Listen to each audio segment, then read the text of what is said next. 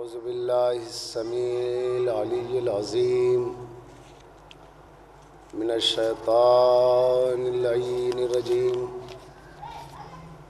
الحمد للہ الذی لا یبلغ مدحتہ القائلون ولا یحصینا ماہ العادون ولا یؤدی حقہ المجتہدون فطر الخلائق بقدرته نشر الریاح برحمته الصلاة والسلام علی اشرف الانبیاء والمرسلین خاتم النبیین رحمت للعالمین ابی القاسم محمد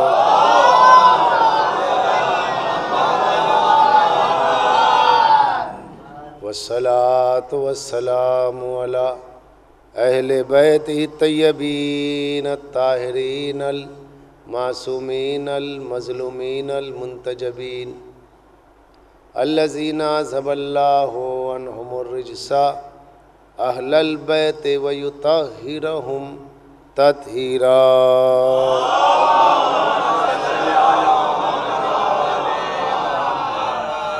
ولعنۃ اللہ علی اعدائہم ومنکری فضائلہم وغاصبی حقوق مجمعین من الآن الی قیام یوم الدین قال رسول اللہ صلی اللہ علیہ وآلہ وسلم انی تارکم فیکم الثقلین کتاب اللہ وعطرتی واہل بیتی ما ان تمسکتم بہما لن تضلوا بعدی ولن یفترقا حتی یردا علی الحوض صلوات برباد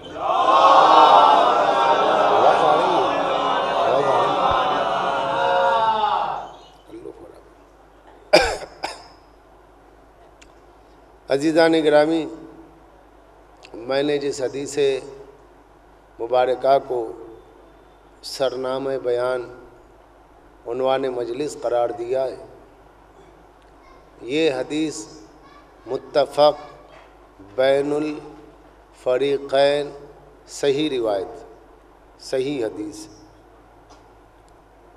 ترمذی شریف میں یہ روایت موجود ہے، اور کسی قدر لفظوں کے اختلاف کے ساتھ صحیح مسلم میں بھی یہ موجود ہے، یعنی جو اس حدیث کو صحیح نہ مانے وہ صحیح مسلم ہی نہیں ہے، کیونکہ صحیح مسلم میں ہے۔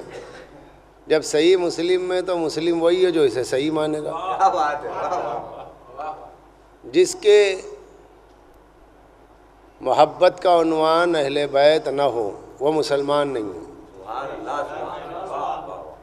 جس کی محبت کا عنوان اہل بیت نہ ہو وہ مسلمان نہیں، کیونکہ صحیح مسلم میں روایت ہے۔ بالفاظ دیگر اس طرح ہے کہ میں دعوت دیا گیا ہوں، میں بلایا گیا ہوں، میں جانے والا ہوں، عن قریب میں تم سے جدا ہو جاؤں گا، پس اے لوگو خیال رہے میں تم میں دو گراں قدر چیزیں چھوڑے جا رہا ہوں، ایک ان میں سے ایک دوسرے سے افضل ہے، احدہما الاکبر من الآخر، ان میں سے ہر ایک دوسرے سے افضل ہے، کتاب اللہ، اللہ کی کتاب، اور میرے اہل بیت۔ تو تم جب تک اس سے متمسک رہو گے، اب ترمذی شریف کی جو روایت ہے کہ میں تم میں دو گراں قدر، دو وزنی، دو ہم وزن چیزیں چھوڑے جا رہا ہوں۔ ثقلین، علامہ ابن حجر نے صواعق محرقہ میں لکھا، ثقل کے ایک معنی وزن کے ہیں، ایک معنی نفاست و طہارت کے ہیں، پاکیزگی کے ہیں، یعنی میں دو پاکیزہ چیزیں چھوڑے جا رہا ہوں، دو پاکیزہ چیزیں چھوڑے جا رہا ہوں، دو وزنی، دو گراں قدر، دو پاکیزہ، دو مطہر چھوڑے جا رہا ہوں۔ ثقلین یہ کونین کی طرح ہے، برابر کی چیزیں، جسے نالین کہتے ہیں. نالین دونوں برابر کی چیزیں ہیں. کونین دو برابر کی چیزیں ہیں. کونین دو برابر کی چیزیں ہیں. ہدیناہ النجدین قرآن. ہدیناہ النجدین ہدایت کے دونوں برابر کے راستے. حسنین کریمین حسن حسنین حسنین کریمین دونوں کریم. اسی طریقہ سے حدیث ثقلین ثقلین یہ دو برابر کی. قرآن کے ہم پلہ اگر کوئی ہے تو بس اہل بیت.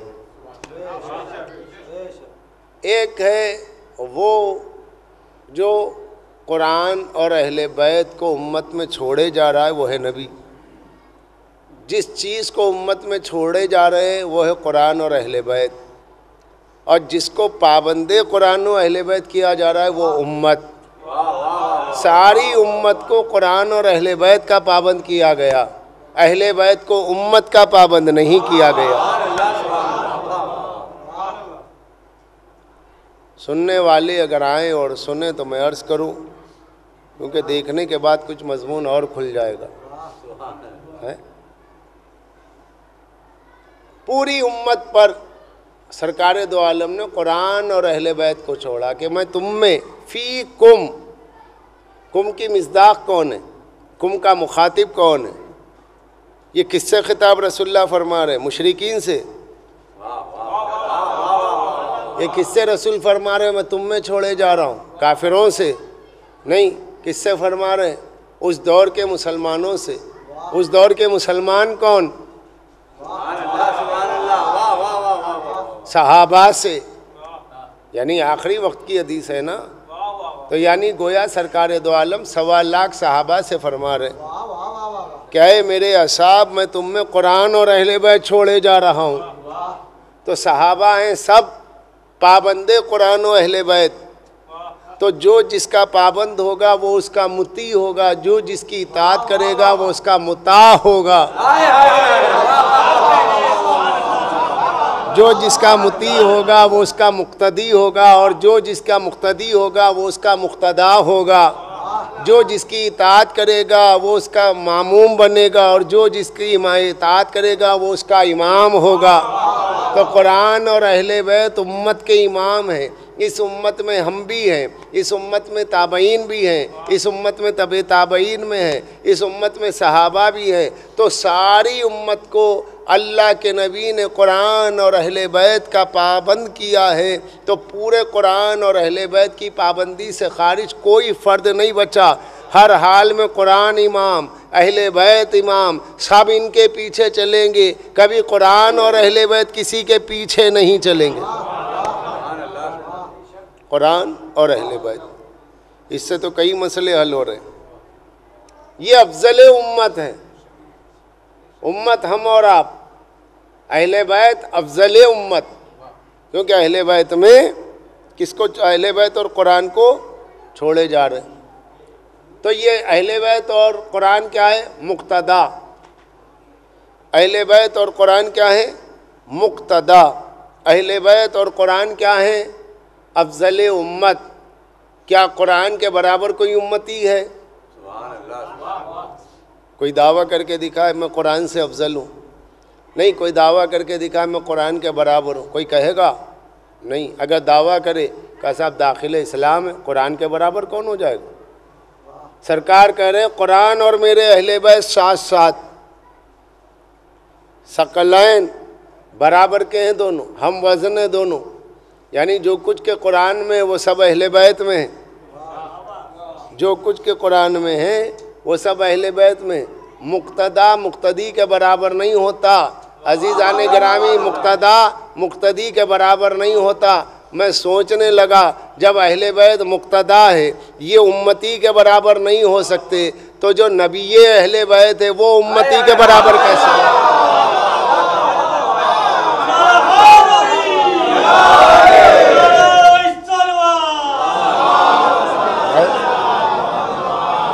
جو مقتدائے امت ہیں وہ ہیں اہل بیت. وہ ہے قرآن. قرآن امام امت ہے, اہل بیت امام امت ہے. تو یہ اب امام ہیں تو ماموم کبھی ان سے آگے نہیں جائے گا, اور جو پیچھے رہنے والا امام سے آگے بڑھ جائے تو اس کی نماز باطل ہو جائے گی.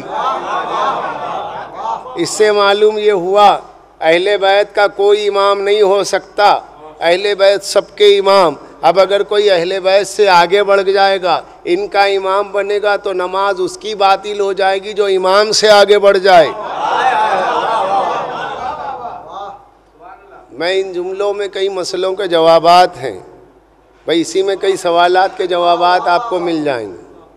قرآن اور اہل بیت یہ دو مقتدا ہیں, یہ دو اہم چیزیں. حدیث ثقلین کو مسند احمد ابن حنبل میں ایک اور حدیث ہے بالکل اسی وزن کی ہے, اس میں لفظ ہے خلیفتین.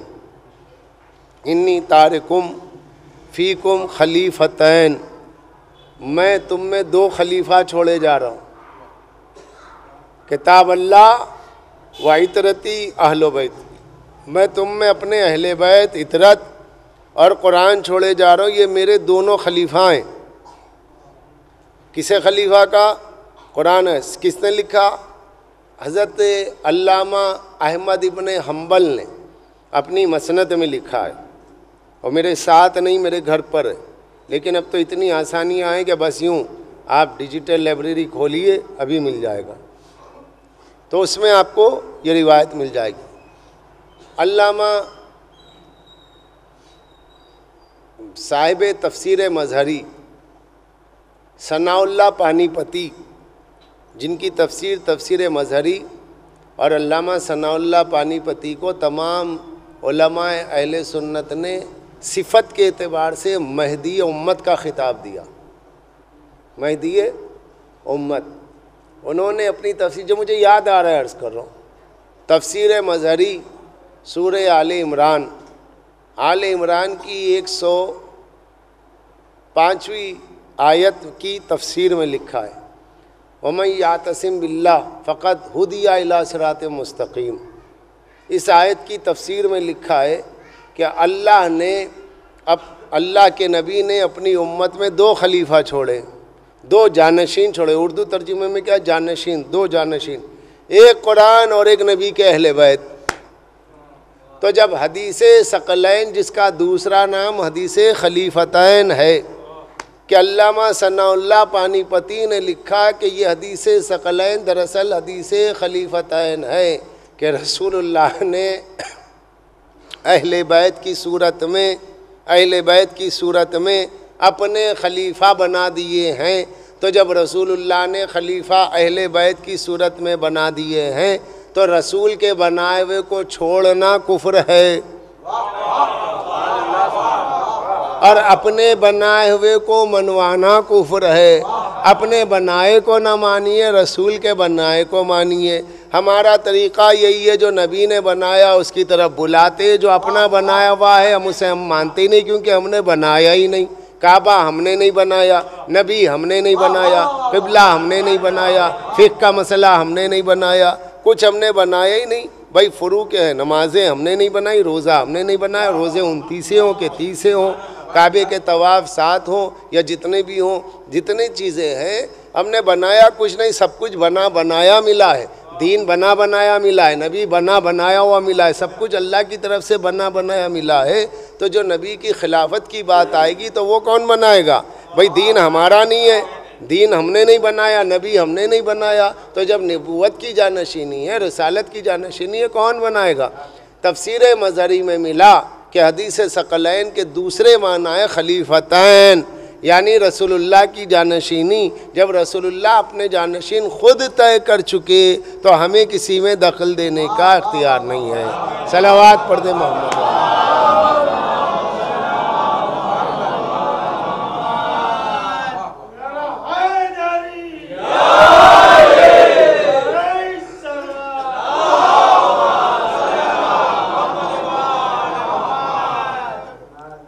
سمجھے آپ عزیزان کرام؟ میری صرف 2 مجلسیں ہیں, آج کی مجلس ہے اور کل کی مجلس ہے، اس کے بعد میں چلا جاؤں. لیکن ان 2 مجلسوں کے بیان میں اگر کسی صاحب کو یہ لگے کہ میرے بیان میں کوئی شبہ ہے، کوئی اصلاح کی گنجائش ہے، کوئی میرے بیان سے سوال قائم ہوتا ہے، تو میں کہیں بھی جاؤں 1 مجلس پڑھوں یا 10 مجلس پڑھوں، وہ میری ذمہ داری ہے کہ جب جن لوگوں نے مجھے ٹائم دیا ہے سننے کا، سمجھانا میری ذمہ داری ہے، حوالہ دینا میری ذمہ داری ہے. مگر سوال کیجئے تو حوالے کی روشنی میں کیجئے. یہ نہیں ہوا کہ ہم ہی حوالہ دیں. اگر ہمارے بیان میں اعتراض ہے تو وہ اعتراض حوالے کی روشنی میں ہو کہ صاحب آپ تو یہ کہہ رہے رسول اللہ نے یہ کہا، آپ تو یہ کہہ رہے قرآن نے یہ کہا، تب تو صحیح ہے. لیکن اگر صرف سوال پر سوال ہو یعنی فضولی، تو اس کا تو کوئی جواب ہی نہیں ہوگا. اس لیے سوالات علمی ہونا چاہیے، سوالات الجھنے کے لیے نہیں ہونا چاہیے، سوالات مسائل کو سلجھانے کے لیے ہونا چاہیے. جو سوال سلجھانے کے لیے ہوتا ہے وہ عقل مندی کی دلیل ہے، اور جو سوال الجھنے کے لیے ہوتا ہے وہ جہالت کی دلیل ہے.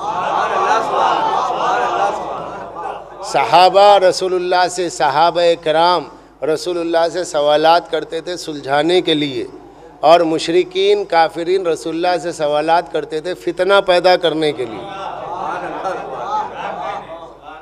تو وہ سوالات کہ جس کے ذریعے مذاکرات ہوں، جس کے ذریعے کچھ بات ہو، اور مذاکرات ہونا چاہیے. بھئی دیوار تو گر نہیں سکتی ہے مگر کھڑکی تو لگائی جائے. صلوات پڑھ دیں محمد علیہ.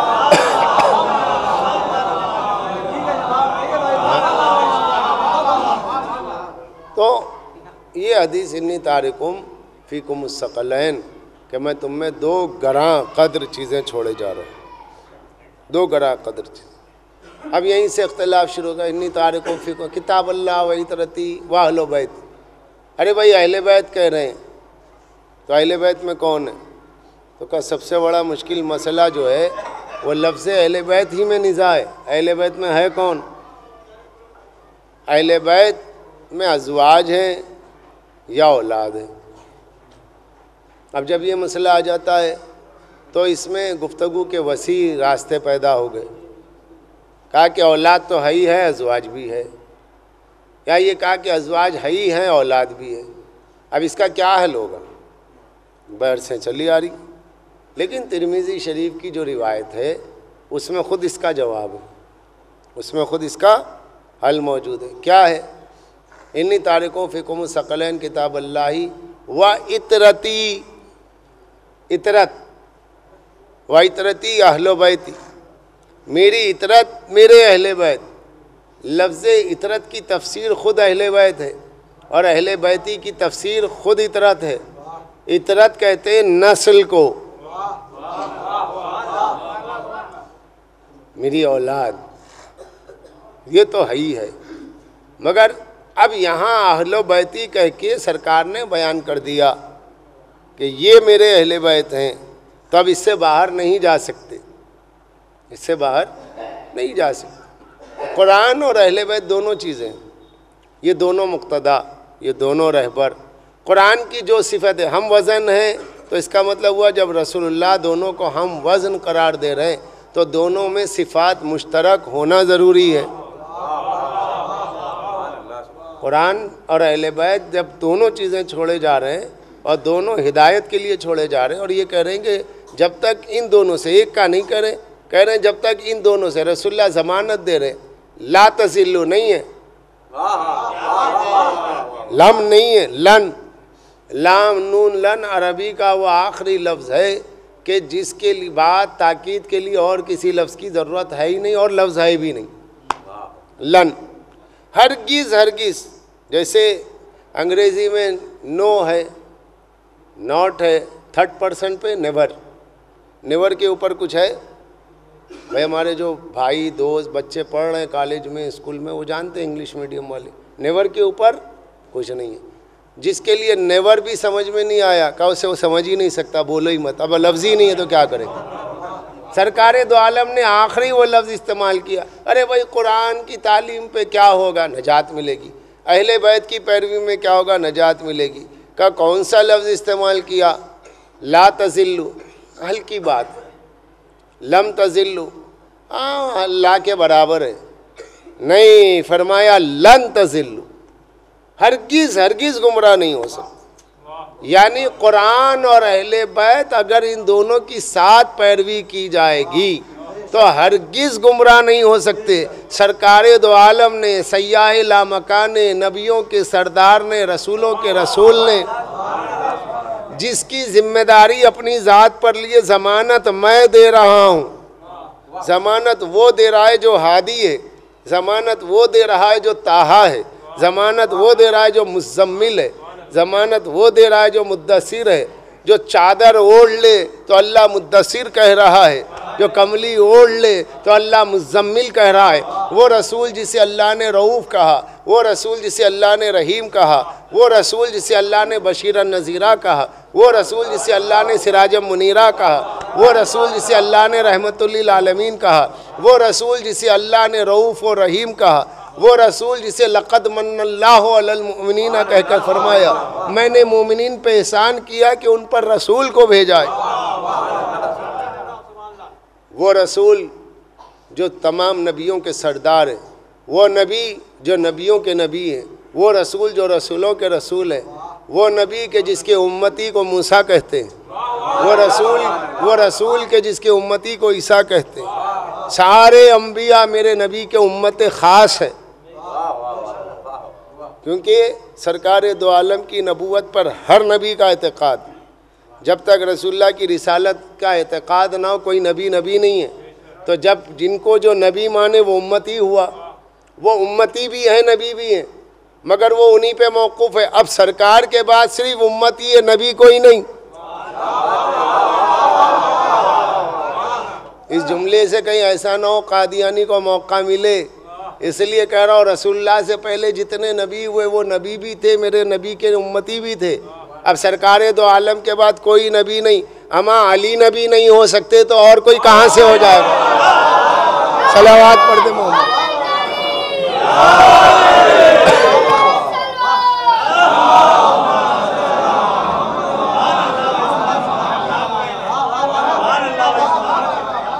جب علی نبی نہیں ہو سکتے، یا علی انت بمنزلت موسیٰ و ہارون ولکن لا نبی بعدی، ہاں علی تم میرے نزدیک ایسے ہو جیسے ہارون کے نزدیک موسیٰ، جیسے موسیٰ کے نزدیک ہارون نبی تھے مگر تم نبی ہو، ولکن لا نبی بعدی۔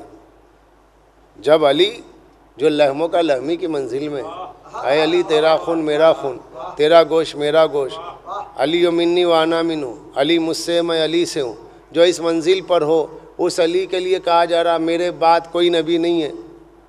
تو پھر 14 صدیوں میں پنجاب کا ایک دیہاتی کھڑا ہو کے جس کا نام ہی غلام احمد ہے، وہ کہہ رہا ہے میں نبی ہوں۔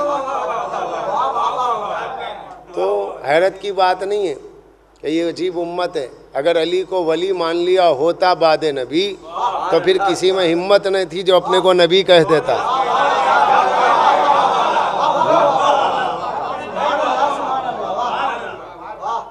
یہ قرآن اور اہل بیت تو سرکار دو عالم لن تضلوا بعدی کہہ رہے ہیں، میں ضمانت دیتا ہوں تم گمراہ ہو ہی نہیں سکتے، مگر کس شرط پر؟ قرآن اور اہل بیت ساتھ ہو تو لن یفترقا حتی یرد علی الحوض، یہ قرآن اور اہل بیت جدائی نہیں ہوں گے جب تک کہ میرے حوض کوثر پر نہ آ جائے۔ تو اگر تم ان کے ساتھ جوائنٹ ہو گئے، کیسے جوائنٹ ہو گئے؟ کیسے جوائنٹ ہو گئے؟ ما ان تمسکتم، ما ان تاخذتم نہیں، اخذ کرنا، اخذ کرنے کا مطلب کیا ہوتا ہے؟ کبھی اخذ کیا اور کبھی بھول گئے۔ تمسک کہتے چمٹے رہنا، چمٹے رہنا، چسپا ہو جانا، کسی چیز کو اسے چپکا لینا کہ کبھی جدا نہ ہو سکے۔ چھوٹے بچوں کو سمجھانے کے لیے جیسے کہا جائے فیویکول لگ گیا اور نکل ہی نہیں سکتا ہے، بلا تشبیہ بلا تمثیل، ان کی شان کے لائق نہیں، بچوں کے لیے بات کہی۔ ما ان تمسکتم، جب تک تم ان سے چمٹے رہو گے، چسپیدہ رہو گے۔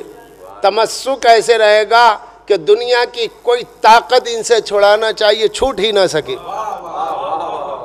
عشق کی منزل ہو کہ مخالفت کا طوفان آئے تم قرآن اور اہل بیت کو نہ چھوڑو، مصلحت نہ دیکھو، سیاست نہ دیکھو، حالات نہ دیکھو، گھر نہ دیکھو، قوم نہ دیکھو، خاندان نہ دیکھو، حیثیت نہ دیکھو، رتبہ نہ دیکھو، منصب نہ دیکھو، قرآن اور اہل بیت کی ہر حال میں قرآن اور اہل بیت کی پیروی کرو۔ میں ضمانت دیتا ہوں کہ تم ہمیشہ ہمیشہ کے لیے کبھی گمراہ نہیں ہو سکتے، اور ضمانت یہ کہ تم جنت میں جاؤ گے۔ کون کہہ رہے؟ سرکار دو عالم۔ اگر قرآن اور اہل بیت کے ساتھ متفق رہے، تمسک رہا، تو نبی گارنٹی دے رہے، رسول اللہ شورٹی دے رہے، میں شورٹی دیتا ہوں، میں اس بات کی گارنٹی دیتا ہوں کہ تمہارے لیے جنت ہے، نجات ہے۔ شرط یہ قرآن اور اہل بیت ہو، صرف قرآن کافی نہ ہو۔ صلوات پڑھ دیں محمد والے۔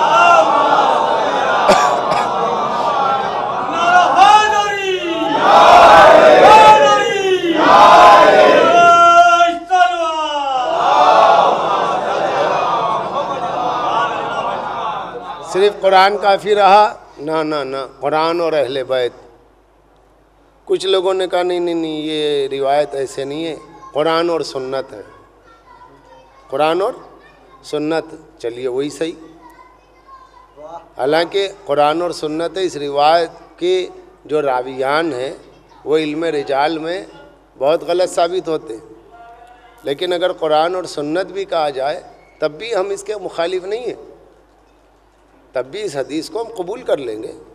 لیکن ہمیں بتائیے جب قرآن اور سنت میں ہو تو پھر سنت میں اختلاف نہیں ہے؟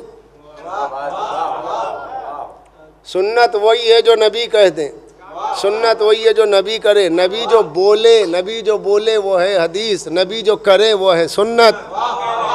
اب اگر اسی بات پہ قائم ہو قرآن اور سنت، تو بعد رسول اگر جہاں جو چیز سنت کے خلاف نظر آئی، چاہے کتنا بڑا وقت کا کہنے والا ہو، اگر سنت کے خلاف ہو تو اس کی بات سنت نہیں سمجھی جائے گی، نبی کا قول، نبی کا فعل حجت ہوگا۔ سرکار نے جو طریقہ عبادت بتایا وہی سنت رہے گا، اس کے خلاف اگر کوئی ایجاد ہو تو وہ سنت نہیں بنے گا۔ سرکار کا فیصلہ سنت ہوگا، سرکار کے فیصلے کے خلاف کوئی بات ہو تو سنت نہیں ہوگی۔ اگر سنت بھی کہا جائے تو سنت کہاں محفوظ ہے؟ سنت کس کے پاس محفوظ ہے؟ اہل بیت کے پاس۔ اہل بیت کا ہر عمل رسول اللہ کی سنت ہے،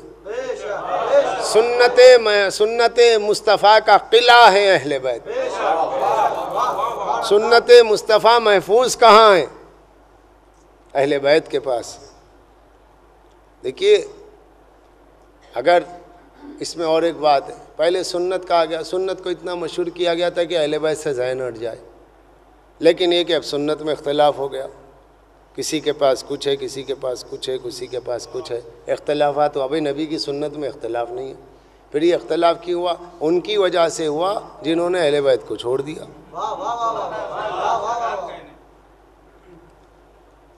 سننے والے اگر سن رہے ہوں، میری آواز پہنچ رہی ہو تو سنیں، اختلافات کا سبب کیا ہے؟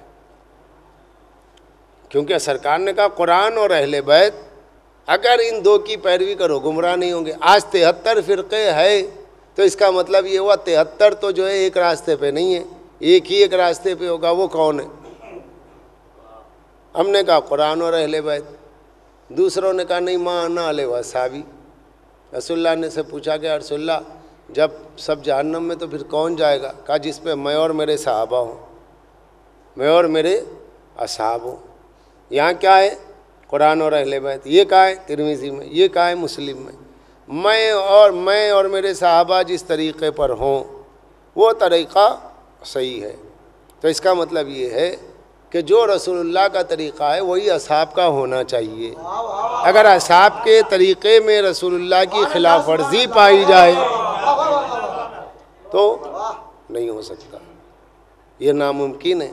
اصحاب کا طریقہ اگر خلاف رسالت میں پایا گیا تو کیا کیا جائے گا؟ کہا کہ بھائی اسے مانا نہیں جائے گا یا مانا جائے گا، اب یہ فیصلہ کرنا ہے۔ مگر ہم یہ دیکھتے ہیں کہ خلفاء کے بعد کا دور ہے، صحابہ کے بعد کا دور ہے، تابعین کے بعد کا دور ہے طبی تابعین، پھر 4 ائمہ کا دور آتا ہے۔ 4 ائمہ کے اختلافات کو دیکھتے ہیں، کہا کہ ان کے پاس اختلاف کیوں ہیں؟ تو کہا تابعین میں اختلاف تھا۔ تابعین میں اختلاف کیوں تھا؟ تو کہا خود صحابہ میں اختلاف تھا۔ عقیدے میں بھی، اعتقادات میں بھی کہیں کہیں اختلاف ہے، مسائل میں بھی کہیں کہیں اختلاف ہے۔ کوئی رسول اللہ کے جسمانی معراج کا قائل ہے، کوئی رسول اللہ کی روحانی معراج کا قائل ہے۔ حضرت عبداللہ ابن عباس جسمانی معراج کے قائل ہیں، اور سرکار دو عالم کی مشہور زوجہ وہ آپ کے جسمانی معراج کی قائل نہیں ہے، روحانی معراج کی قائل ہے۔ اہل حدیث کہتے ہیں کہ نہیں بھائی ان کی روایت ہمیں قبول ہے، حضور کی روحانی معراج ہوئی۔ اور جو اہل حدیث نہیں وہ کہتے جسمانی معراج۔ کہ یہ دونوں باتیں کہاں سے آئی؟ کہ یہ صحابہ کے درمیان اختلاف تھا۔ بھائی میں نے جو پڑھا ہے، میں پورے اعتماد سے، میں ایسا نہیں کوئی مناظرے کی کتاب پڑھ کے نہیں کہہ رہا ہوں، اگر کسی کو سوال کرنا ہے تو مجھ سے مجلس کے بعد بیٹھے گفتگو کرے، میں اسے حوالہ بتا دوں۔ اہل حدیث کا طبقہ یہ کہتا ہے کہ میاں ایسا ہے کہ رسول اللہ کی جسمانی معراج نہیں ہوئی، کیوں؟ بی بی کی روایت ہے۔ اہل حدیث یہ کہتے ہیں، جو اہل حدیث نہیں ہے وہ کیا کہتے ہیں؟ نہیں، حضرت عبداللہ ابن عباس کی روایت ہے رسول اللہ کی جسمانی معراج ہے۔ اما بی بی تو یہ کہہ رہی ہیں، کہا بی بی جب پیدا ہی نہیں ہوئی تھی جب رسول اللہ کی معراج ہوئی۔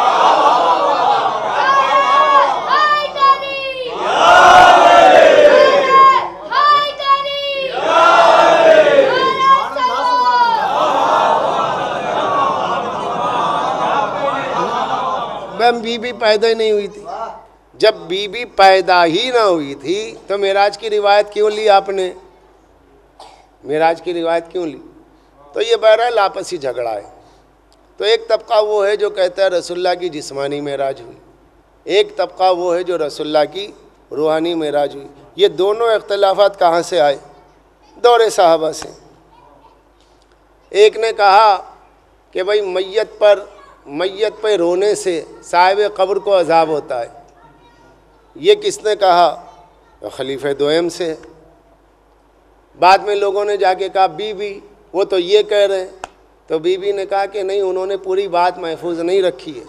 بات یہ ہوا کہ رسول اللہ ایک جگہ سے گزر رہے تھے اور وہ یہودی تھا مرنے والا، وہ مر گیا، اس کی قبر میں عذاب ہو رہا تھا، اور سرکار دو عالم اس گھر سے گزرے کہ جو اس کے گھر والے رو رہے تھے، تو حضور نے کہا کہ یہ تو یہاں پر عذاب ہو رہا ہے، وہ وہاں رو رہے ہیں، یعنی جس کے گھر والے رو رہے ہیں اس پر، اس کی تو قبر میں عذاب ہو رہا ہے۔ یہ تو ایک یہودی کے بارے میں بات تھی، اس کا تعلق عوام سے نہیں ہے۔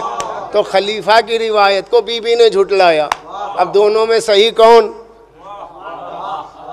تو کہا یہ اختلافات ہیں۔ ان اختلافات کا مطلب یہ ہوا حدیث رسول کو مکمل کسی نے محفوظ نہیں رکھا۔ اگر جہاں محفوظ نہیں رکھا وہیں اختلاف ہوا، تو جہاں محفوظ نہیں رکھا وہیں اختلاف ہوا۔ تو صحابہ کے درمیان میں اختلافات ہیں، خود بی بی سے مسئلے لینے میں اختلاف ہے، کسی نے موافقت کی، کسی نے مخالفت کی، کہا کہیں یہ صحیح ہے، کہیں یہ غلط ہے، کہیں یہ غلط ہے، کہیں یہ صحیح ہے۔ اس لیے کہا میرے اہل بیت سے پوچھو، علی کے بعد حسن، حسن کے بعد حسین، پورا سلسلہ ملے گا۔ یہاں کہیں اور در در پہ جانے کی ضرورت نہیں ہے، ایک در پہ سب کچھ مل جائے گا۔ صلوات پڑھ دے محمد والے محمد۔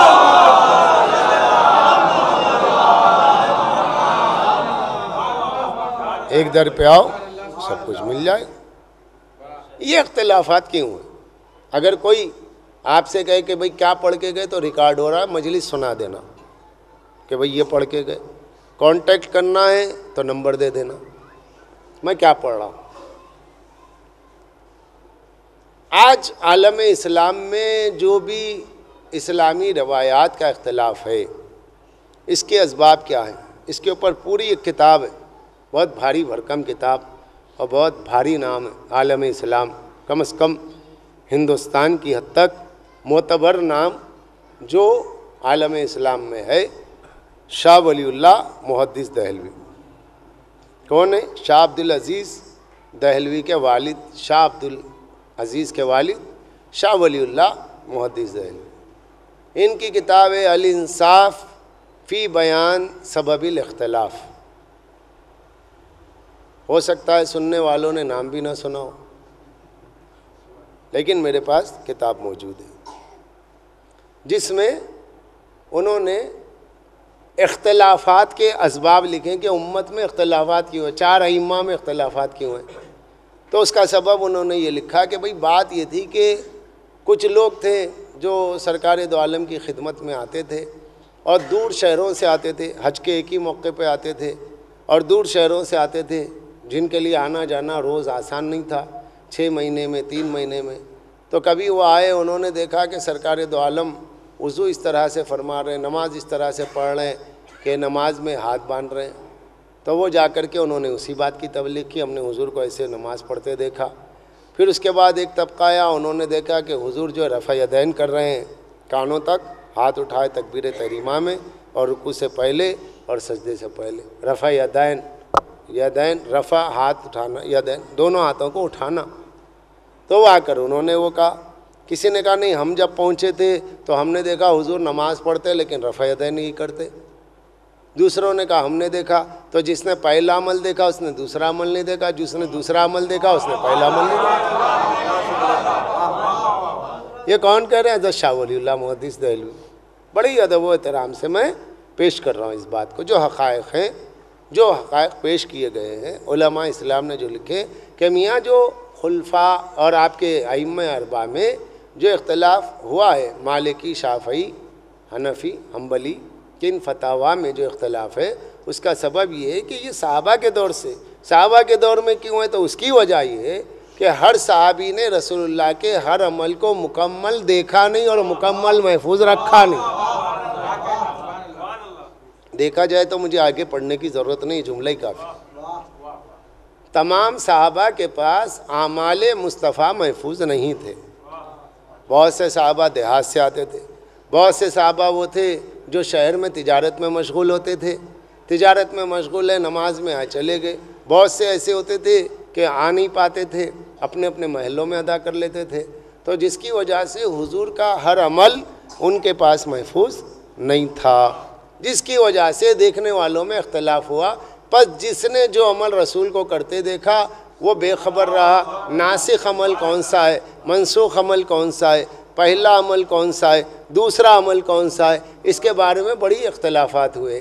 یہاں تک کہ حضور نماز میں کون سے سورے پڑھتے تھے، جیسے مسلم شریف ہے، صلاۃ العیدین ہے، عیدین میں کون سے سورے پڑھے جاتے تھے، بہت سے لوگ بے خبر تھے. یہاں تک کہ خلیفہ کہتے مجھے پتہ نہیں کہ رسول اللہ عیدین میں کون سے سورے پڑھاتے تھے. یہ اختلافات، اب کیا پڑھے کیا نہیں، اس میں اختلاف ہوا. تو صحابہ کے درمیان میں اس میں شدید اختلاف رہا. اب آئیے اہل بیت. اہل بیت میں پہلی فرد امیر المومنین کی ہے. امیر المومنین رئیس العارفین علی بن ابی طالب علیہ السلام.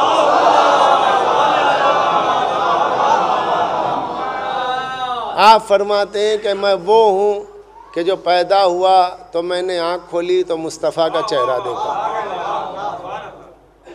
اور رسول اللہ کے چچا زاد بھائی ہیں، حضور کے پروردہ ہیں، حضور کی آغوش کے پلے بڑے ہیں.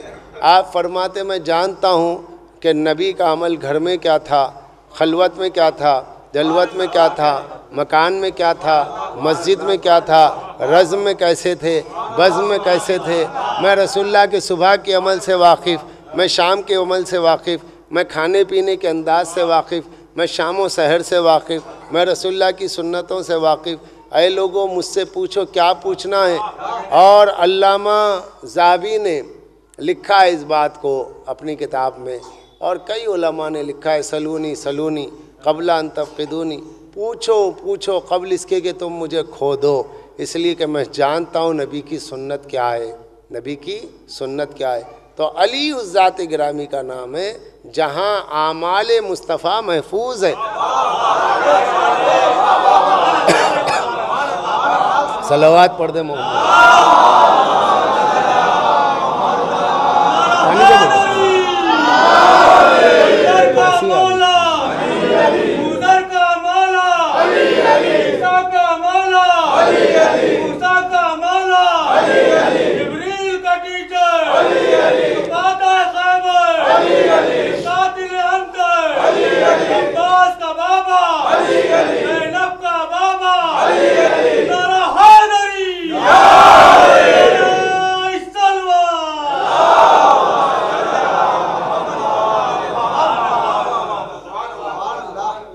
لیا آپ نے؟ تو اعمال رسالت مآب، سنن و فرائض، محکمات، واجبات، یہ کہاں محفوظ ہے؟ مولا علی کے پاس۔ یہی وجہ ہے چونکہ صحابہ میں اعمال پر اتفاق نہیں تھا، اس لیے جب کبھی فیصلے میں خلیفہ دوسرے خلیفہ خصوصاً پریشان ہو جاتے تھے تو مسئلہ علی سے حل کرواتے تھے۔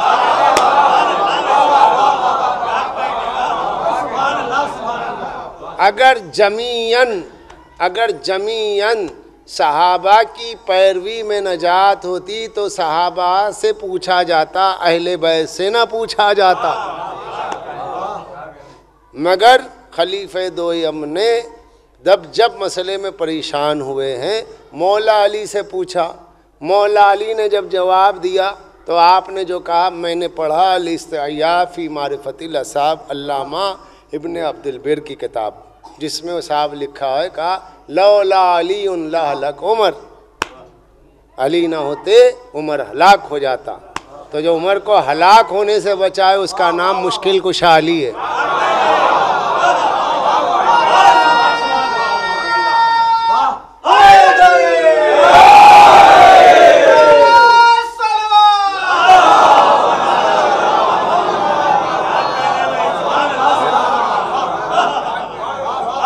کبھی فرمایا کہ خدا مجھے اس دن کے لیے زندہ نہ رکھے کہ جس دن ابو الحسن نہ ہو،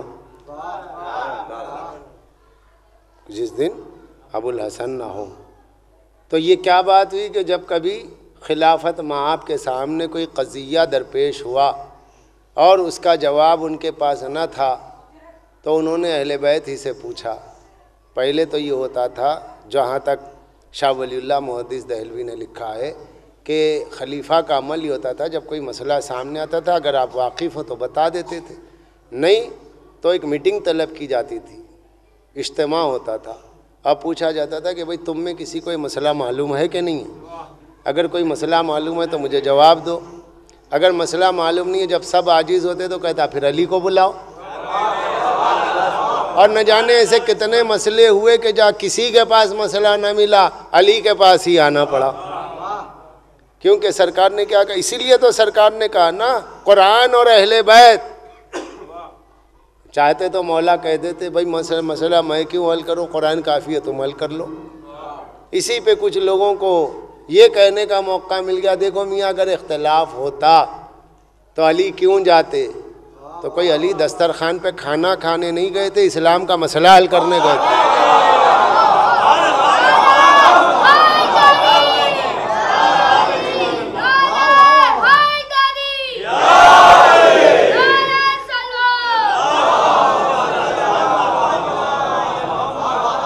کس کا مسئلہ تھا؟ اسلام کا مسئلہ تھا، دینی مسئلے کی بات تھی۔ تو جب مسئلہ دین کی بات آ گئی تو میرے مولا نے کہا میں حاضر ہوں، میرا کام اسلام کی حمایت کرنا ہے، چاہے اسلام کا جو بھی دعوے دار جیسا بھی ہو، لیکن بات اسلام کی آتی ہے تو کہنا مجھ پر واجب ہے، جواب دینا مجھ پر واجب ہے۔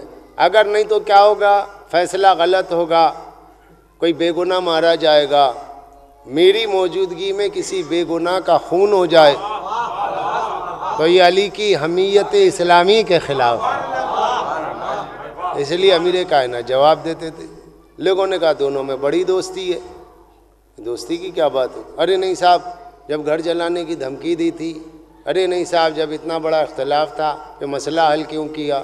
تو علی کا شخصی مسئلہ نہیں تھا، یہ علی کے دین کا مسئلہ تھا۔ اب اسی میں کئی سوالات آتے ہیں، مجلس سے پہلے اگر کل نشست ہوتی ہے یا مجلس کے بعد اگر اہل سنت حضرات سوال کرنا چاہتے ہیں تو ہم بیٹھیں گے، جواب سوال کیجئے گا، جواب لیجئے گا، ورنہ جانے کے بعد یہ نہ ہو کہ بھئی یہ پڑھ کے چلے گئے، ہم ہوتے تو پوچھتے نہ آپ پوچھئے، آپ کے پاس جتنے سوالات ہیں حوالے کی روشنی میں پوچھئے، جواب لیجئے۔ حوالہ ہونا چاہیے نا کسی چیز کا، بے حوالہ گفتگو نہ کیجیے، کیونکہ اہل بیت کے مسئلے میں بے حوالہ گفتگو زیادہ کی جاتی ہے، اور ہم کسی کے بارے میں پوچھیں گے نہیں، ہم تو اپنے مولا کا ذکر کریں گے۔ ہم اہل بیت کا ذکر کریں گے. زد میں کوئی آتا ہے پریشانی ہو جاتی ہے تو آپ پوچھ لیجیے ہم بتا دیں گے. صلوات پڑھ دیں محمد والے محمد. تو یہ مسئلہ حضرت شاہ ولی اللہ محدث دہلوی نے کیا کہا؟ فرمایا کہ یہ ہے اختلافات کا سبب. اب آئیے اہل بیت کی طرف. یہاں بتائیے کیا اختلاف ہے؟ حسن کی نماز میں اختلاف ہے یا حسین کی نماز میں اختلاف ہے یا علی کی نماز میں اختلاف ہے؟ مگر آپ دیکھیے کچھ لوگ مولا علی کے پیچھے نماز پڑھتے ہیں. دور خلافت ہے، بخاری شریف ہے، کتاب الصلاۃ ہے، غالباً حدیث نمبر 449 ہے. غالباً کہہ رہا ہوں، وحید الزمان صاحب کا ترجمہ ہے. کتاب الصلاۃ ہے کہ کچھ لوگوں نے مولا علی کے پیچھے نماز میں، مولا علی نے کہا نہیں تم لوگ پڑھو. بولے نہیں علی آج ہم آپ کے پیچھے پڑھیں گے. جب مولا کائنات نے نماز پڑھائی تو صحابہ نے کہا یا علی آپ نے ہم کو وہ نماز یاد دلا دی جو رسول اللہ پڑھتے ہیں.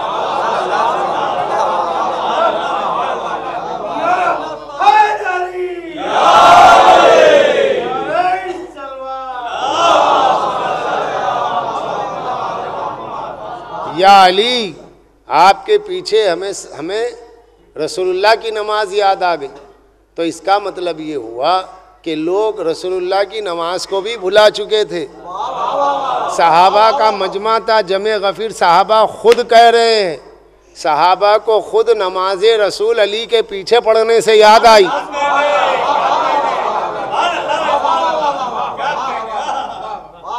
تو پھر وہ نماز کون سی تھی جو کچھ لوگ پڑھ رہے اور پڑھا رہے تھے، اور یہ نماز کون سی تھی جو علی پڑھ رہے تھے؟ علی والی نماز کیا تھی؟ یہ وہ نماز تھی جو رسول کی نماز تھی. گواہی صحابہ کی، آپ کے پیچھے ہمیں رسول کی نماز یاد آ گئی. وہ دور اتنا خطرناک ہو گیا تھا کہ نماز رسول کو لوگ بھلا چکے تھے. اب جب صحابہ گواہی دے رہے ہیں کہ علی کی نماز رسول کی نماز ہے، تب علی کی نماز حسن کی نماز ہے، حسن کی نماز حسین کی نماز ہے، حسین کی نماز ہی سب ائمہ کی نماز ہے. تو ان کی نمازوں میں اختلاف نہیں ہے، کیونکہ اختلاف ہوتا تو عزیزان گرامی نجات ہماری نہ ہوتی. تو چونکہ رسول اللہ نے ضمانت دی قرآن اور اہل بیت کی. قرآن میں حکم ہے نماز پڑھو، رسول اللہ نے نماز پڑھی، اور کربلا والے حسین نے نماز کو بچایا بھی، نماز کو پڑھا بھی. تو اب جو حسینی نماز ہے وہ علی والی نماز ہے، جو علی والی نماز ہے وہ رسول والی نماز ہے.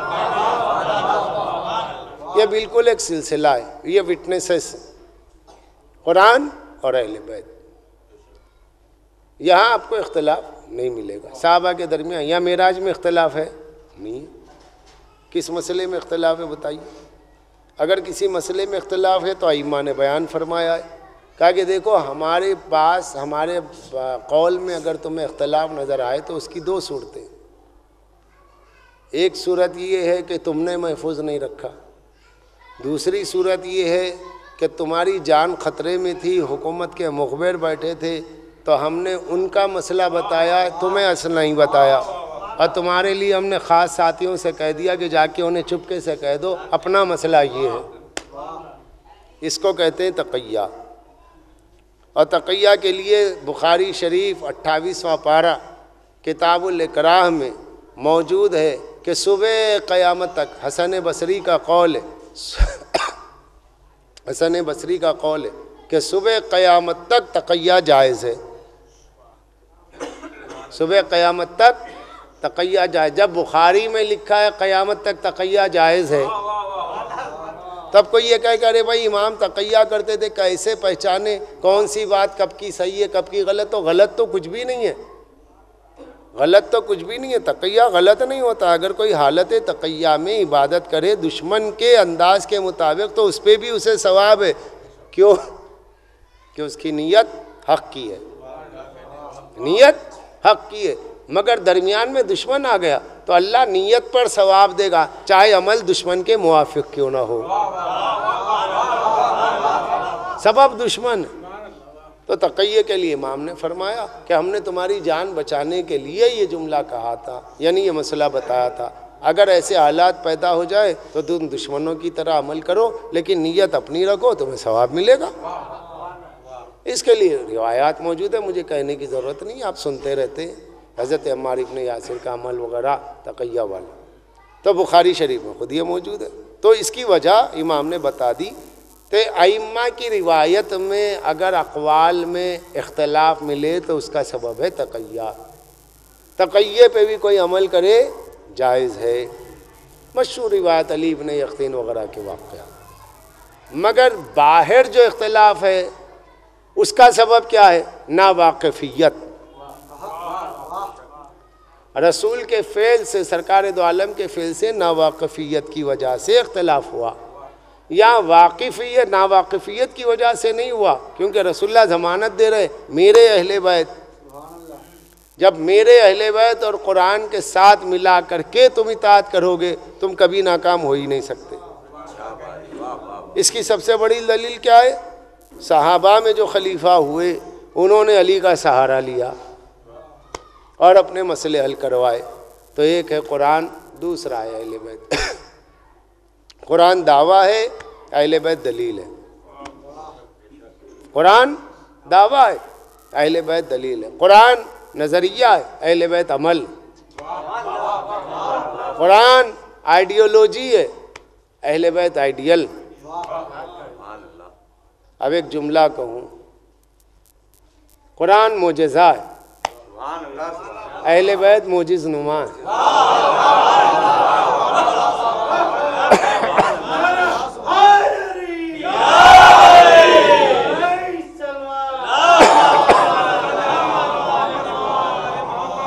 مسئلہ پانی کا نہیں اٹھا سکا، ہی موسم کا اثر ہے۔ قرآن معجزہ، اہل بیت معجز نما۔ معجزہ بغیر معجز نما کے ظاہر ہی نہیں ہوتا۔ اب یہ معجزہ اور معجز نما کیا ہے؟ جیسے حضرت سلیمان کی انگشتری معجزہ ہے، خود سلیمان پیغمبر معجز نما ہے۔ سلیمان کی انگشتری اگر آپ کو مل جائے کیا ہوگا؟ کچھ بھی نہیں ہوگا۔ اس کا کمال کیا تھا؟ جب حضرت سلیمان پہنتے تھے چرند پرند درند جنات انسان سب مسخر ہوتے تھے، جنات آ جاتے تھے، ہوائیں بات سنتی تھی، جس کو جو حکم دیا مان رہا ہے۔ جنات سے کہہ رہے جاؤ یہ لاؤ، لا رہے، کیوں؟ وہ انگشتری معجزہ ہے۔ لیکن وہی انگشتری اگر غیر سلیمان کو مل جائے یا ہمیں مل جائے کوئی عمل ہی نہیں کرے گی۔ آپ نے کہا کیا ہو گیا، اب تجھ میں طاقت نہیں ہے؟ وہ جواب دے گی ہے، مگر اگر سلیمان ہو تو ہے، سلیمان ہو تو ہے، تمہارے لیے نہیں ہے، تم میرے لائق ہی نہیں ہو جو تم پہن سکو۔ اگر پہن لو تو کہا غاصب ہو، کیونکہ جو لائق نہیں ہے نالائق پہنے گا تو غاصب ہوگا، تم غاصب ہو، نہیں پہنو کچھ نہیں ہوگا۔ اب سوچ رہے ہیں کہ میں بھی پہنوں گا، جنات کو حکم دوں گا، جو چاہے ہو جائے گا، ہوا کو حکم دوں گا، پہن لیا۔ واقعی انگشتری سلیمان کو چرایا، پہن لیا۔ بی بی سے کہا چائے بناؤ تو بیوی بھی بات نہیں سنتی۔ بولے یہ کیسی انگشتری ہے، بیوی تک بات نہیں سن رہی ہے؟ تو کہا میاں یہ نہیں ہے۔ لیکن کہنے والے نے کہا اللہ کی قسم بھائی یہ سلیمان کی انگشتری 1 کروڑ میں لیا ہے میں نے۔ کہا 10 کروڑ میں کیوں نہ لو، یہ بنی سلیمان کے لیے، تمہارے لیے بنی ہی نہیں ہے۔ اب سلیمان آئے، انہیں پہنا کے دیکھو، جیسے ہی سلیمان پہنیں گے پھر وہی شان ہے۔ بادل کو ہوا کو بلا رہے ہو، ہوا کے ساتھ چاہ رہے، ہوائیں لے کے چل رہی ہے اوپر۔ لے یہ کیا ہے؟ بولے یہ معجز نما ہے۔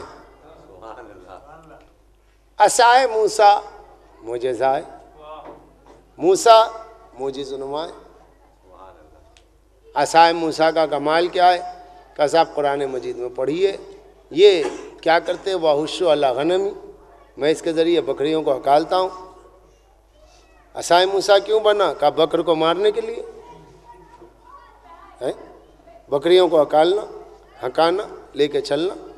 وَحُشُّ عَلَىٰ غَنَمِ، اور اس سے کیا کام ہے؟ دشمن کے مقابل میں زمین پر ڈالتا ہوں، اسدھا بن جاتی ہے۔ تو اب کوئی صحرائے وادی سینا میں جا رہا ہو، تلاش عصائے موسیٰ میں، بالاتفاق اسے عصائے موسیٰ مل جائے، حضرت موسیٰ کی لکڑی مل جائے، اور سامنے بکریوں کا جھنڈ آ جائے، اب وہ انہیں ہکالنے کے لیے لکڑی اٹھا رہا ہے، ایک بھی نہیں ہلتی۔ سانپ آ گیا، اس نے زمین پہ ڈال دیا، اب زمین سے اٹھا بھی نہیں پا رہا، سانپ بہت قریب ہو گیا، ارے یہ تو اژدہا بنتا ہی نہیں ہے، اور سانپ بہت قریب آ چکا ہے، کرے کیا؟ ارے بھائی عصائے موسیٰ کی لکڑی مجھے بچا، اب اژدہا کیوں نہیں بنتی؟ وہ بے زبانی میں کہے گی، زبان خاموش سے، کہ میں اژدہا بن جاتی مگر میں تیرے لیے نہیں بنی ہوں، موسیٰ آئے تو ابھی اژدہا بن جاؤ۔ تو موسیٰ کے لیے جو معجزہ ہے، اگر کوئی اسے اپنے تصرف میں لینا چاہے گا، سانپ کاٹ لے گا۔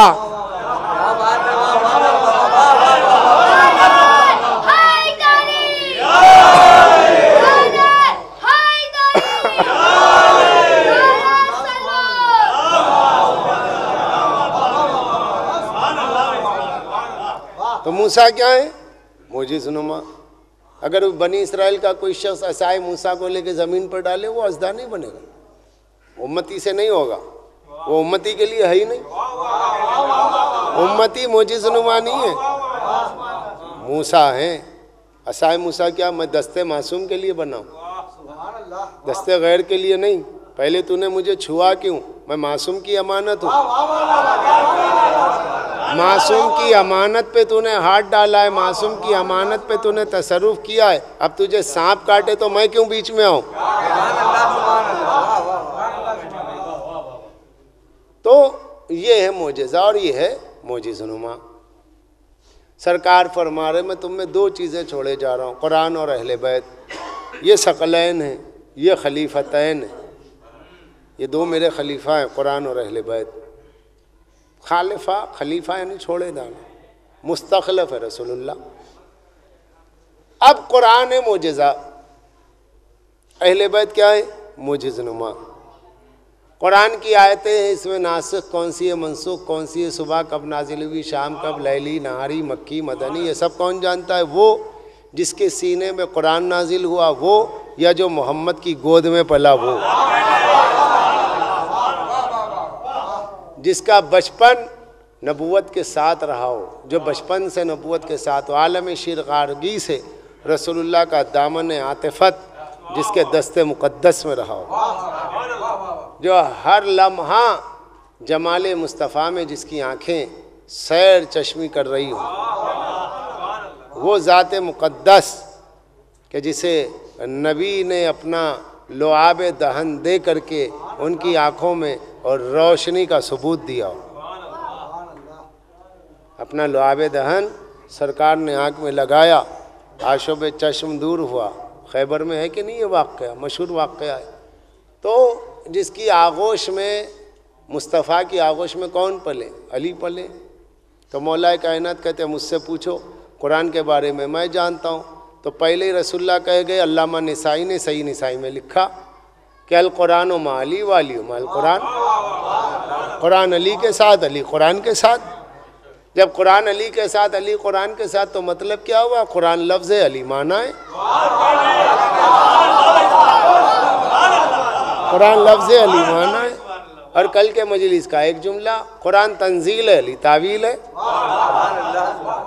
قرآن موتی ہے، علی چمک ہے، قرآن گل ہے، علی مہک ہے، قرآن اگر سورج ہے تو علی تابانی ہے،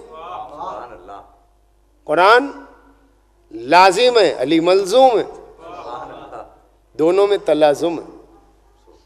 اس کے بغیر قرآن سمجھ میں نہیں آئے گا، یہ دو تلازم ہیں۔ قرآن کے بغیر علی سمجھ میں نہیں آتے، علی کے بغیر قرآن سمجھ میں نہیں آتا۔ قرآن اور علی، القرآن و مع علی و علی و مع القرآن، قرآن کا نام علی ہے، علی کا نام قرآن۔ جب قرآن لفظ ہو تو علی مانا، جب علی لفظ ہو تو قرآن مانا، یہ ایک دوسرے کا تعارف ہے، یہ ایک دوسرے کا جب تعارف ہے تو دونوں میں جب تک کوئی باتیں مشترک نہ ہو جائیں تب تک یہ ایک دوسرے کا ذریعہ ہے عمل کیسے بنیں گے, ذریعے تعارف کیسے بنیں گے؟ تو دونوں میں صفات مشترک ہونی چاہیے. قرآن کی صفت یہ قرآن ہادی ہے تو علی بھی ہدایت کرنے والا ہے. قرآن کی صفت یہ ڈراتا ہے تو علی بھی ڈرانے والا ہے. قرآن بشارت دینے والا ہے, میرا علی بھی بشارت دینے والا ہے. قرآن میں کوئی غلطی نہیں, لا ریب فیہ, اس میں کوئی شک و شبہ نہیں ہے, تو علی وہ ہے جو لو کشف الغطاء لمزت, تو یقینہ کی منزل. قرآن وہ ہے جس میں شک نہیں ہے, میرا مولا کہتا ہے حجابات اٹھا دیے جائیں تو یقین میں میرے اضافہ نہیں ہو سکتا. قرآن میں عیب نہیں ہے, علی میں کوئی عیب نہیں ہے. جمل میں, صفین میں, نہروان میں, بدر میں, حنین میں, کہیں بھی کسی جنگ میں علی کا دشمن علی میں کوئی عیب, کوئی الزام قائم نہ کر سکا. کوئی الزام علی کا دشمن بھی قائم نہیں کر سکا. کیا؟ یہ علی کی عصمت ہے. علی معصوم ہے, قرآن بھی معصوم ہے. قرآن میں شک نہیں, علی میں بھی شک نہیں. قرآن جب پڑھا جائے ایسے لگتا ہے ابھی نازل ہوا. ہر کتاب پرانی ہو جائے گی, ہر کتاب پڑھتے جائیے, 2 بار 4 بار 10 بار پڑھ کے رکھ دیا کہ آپ نہیں پڑھی جائے گی. بھائی کتنے بار پڑھیں, کتنے بار پڑھیں؟ اب یہ کتاب پرانی ہو گئی. قرآن کا کمال یہ ہے کہ جب قرآن پڑھے ایسا لگتا ہے قرآن ابھی نازل ہوا ہے. سورہ رحمان پڑھو ایسا لگتا ہے ابھی نزول ہوا ہے. سورہ یاسین پڑھو ایسا لگتا ہے جیسے ابھی تازہ نازل ہوا ہو. قرآن میں تازگی ہے, قرآن پشمردہ نہیں ہے. قرآن پشمردہ نہیں ہے, تازگی ہے. تازہ با تازہ, نو با نو, اس کی کیفیت ہے. جب قرآن پڑھو ایسا لگتا ہے پرانا نہیں ہے, ابھی تک تازہ ہے. اور جب علی کے فضائل پڑھو ایسا لگتا ہے خیبر ابھی فتح ہوا.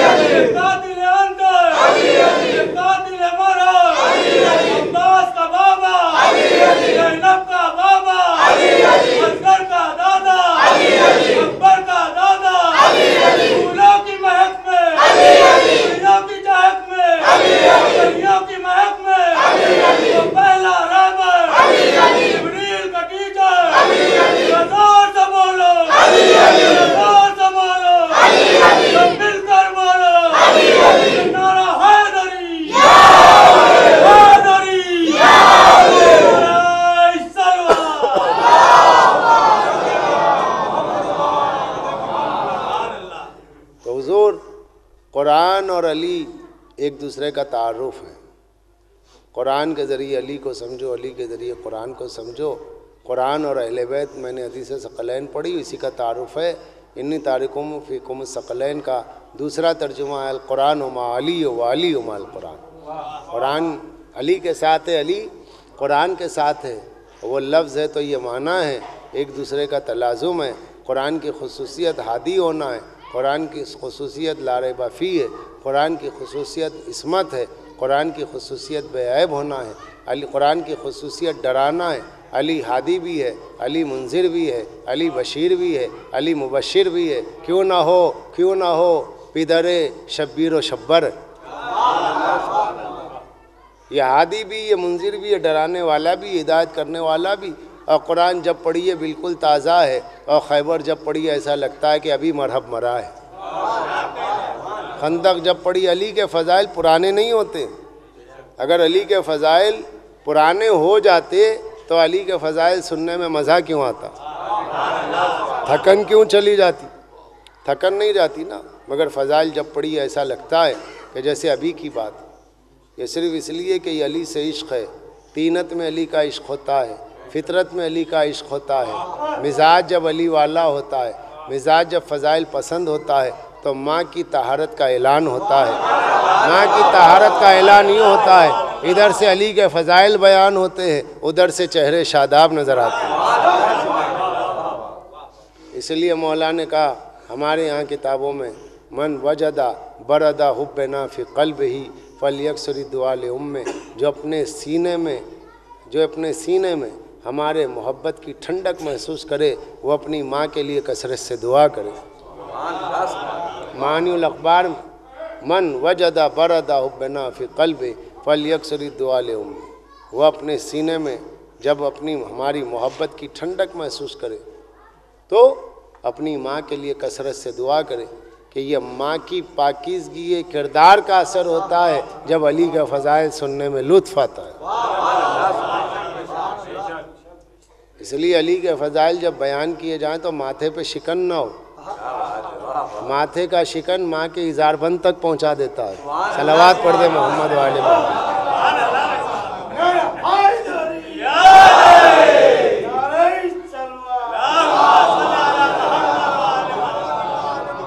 بڑا نازک مسئلہ ہوتا ہے، یہ چیزیں سب سے ہضم نہیں ہوتی، سنتے وہی ہیں جو ہیں علی والے، غیر کے لیے ہے بھی نہیں۔ چند سینوں کو اللہ نے منتخب کیا، چند زبانوں کو منتخب کیا، اور تعجب نہ کیجئے میں نے ایسا جملہ کہہ دیا، مطلب تو وہی حدیث کا ہے، اپنی ماں کے لیے دعا کرو۔ ابھی پوری حدیث میں نے پڑھی کہاں، لِأَنَّ ریزن بتا رہے ہیں، سبب لا تاخن ابا، کہ اس نے تمہارے باپ سے خیانت نہیں کی۔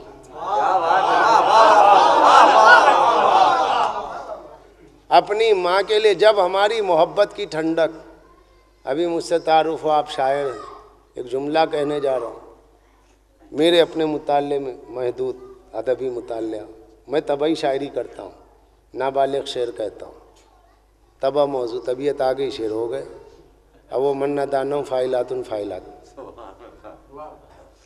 میر تقی میر سے غزل کا آخری شاعر میری نظر میں خمار ہے، خمار کے بعد تو غزل دم توڑ دی۔ اب وہ مسائل کی شاعری ہے، وہ کیا ہے کہ مزدور سو جاتے پتھر اخبار بچھا کے وغیرہ وغیرہ، اب تو شاعری جو ہو رہی ہے کارخانوں کی، دھوئیں کی، پیٹ کی شاعری ہو رہی، جمالیات ختم ہو چکی ہے، تہذیب زندہ تھی، جمالیات بھی تھی، اب جمالیات رہی نہیں، تہذیب ختم ہو گئی، چرچ کر رہا ہوں، تو شاعری دم توڑ چکی۔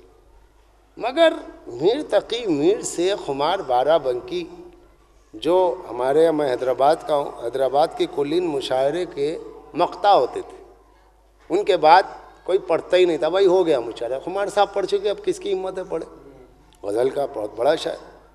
تو مجھے میر تقی میر سے لے کے خمار بارہ بنکی تک نہیں ملا کہ محبت سے کبھی دل کو سکون ملتا ہو۔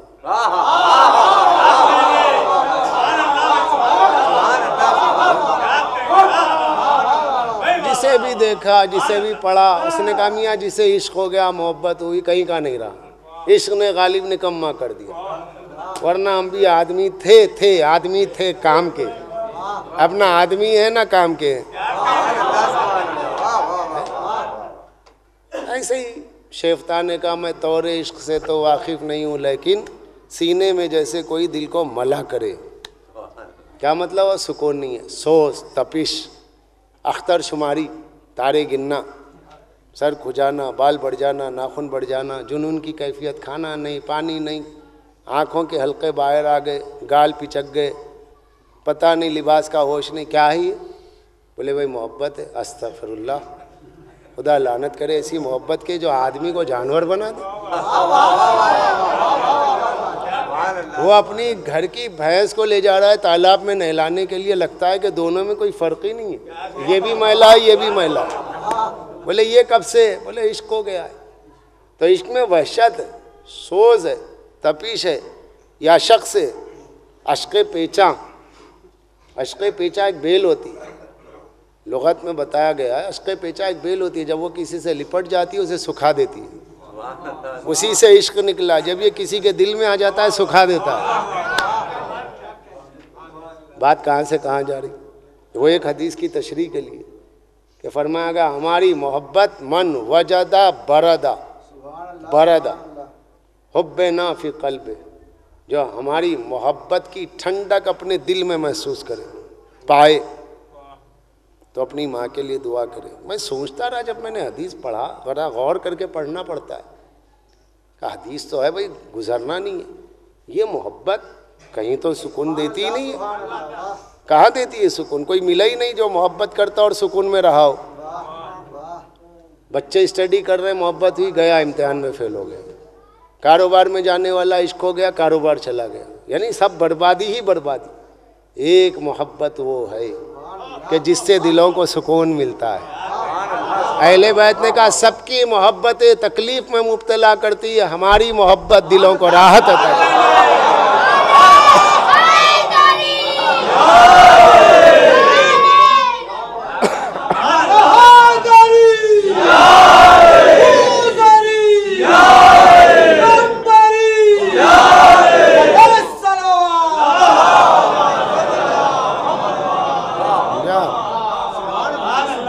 غیر معصوم کی محبت بھی بے عیب ہوتی ہے. معصوم کی محبت بھی معصوم ہوتی ہے. یہ جس سے نسبت پالے اس کو داغدار ہونے نہیں دیتی.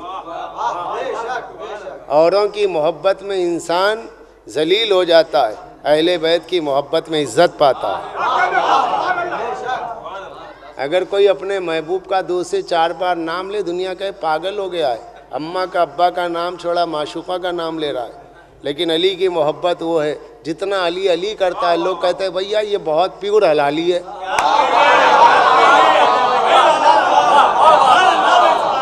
یہ علی کے محبت, یہ علی کا ذکر ہے کہ بھائی جب سوائے مولا کے بندہ کچھ اور چاہتا ہی نہیں. جب سے ہم نے اسے بچپن سے دیکھتے ہیں, بچپن سے یہی حال ہے. بچپن سے منقبتیں پڑھتا تھا, ممبر پہ جاتا تھا. اب ماشاءاللہ ذاکر ہو گیا ہے. اچھا ذاکر ہو گیا تو کیا دوستوں میں بیٹھے ہیں تو علی علی ہو رہا ہے. کوئی نشست ایسی ہے ہی نہیں کہ بغیر علی کے کوئی ذکر ہو سکے, کیونکہ زینوا مجالسکم بذکر علی. انسان جس سے محبت کرتا ہے اسی کا ذکر کرتا ہے. اگر علی کا ذکر پسند نہیں ہے تو سیدھی بات علی سے محبت نہیں ہے. آپ کو یہ کہنے کی ضرورت نہیں ہے کہ آپ شیعہ ہیں کہ سنی ہیں. یہ کہنے کی ضرورت نہیں ہے کہ مسلمان ہیں کہ نہیں ہے. علی والے ہیں تو سب کچھ ہے, اگر علی والے نہیں ہیں تو نہ ادھر کے نہ ادھر کے.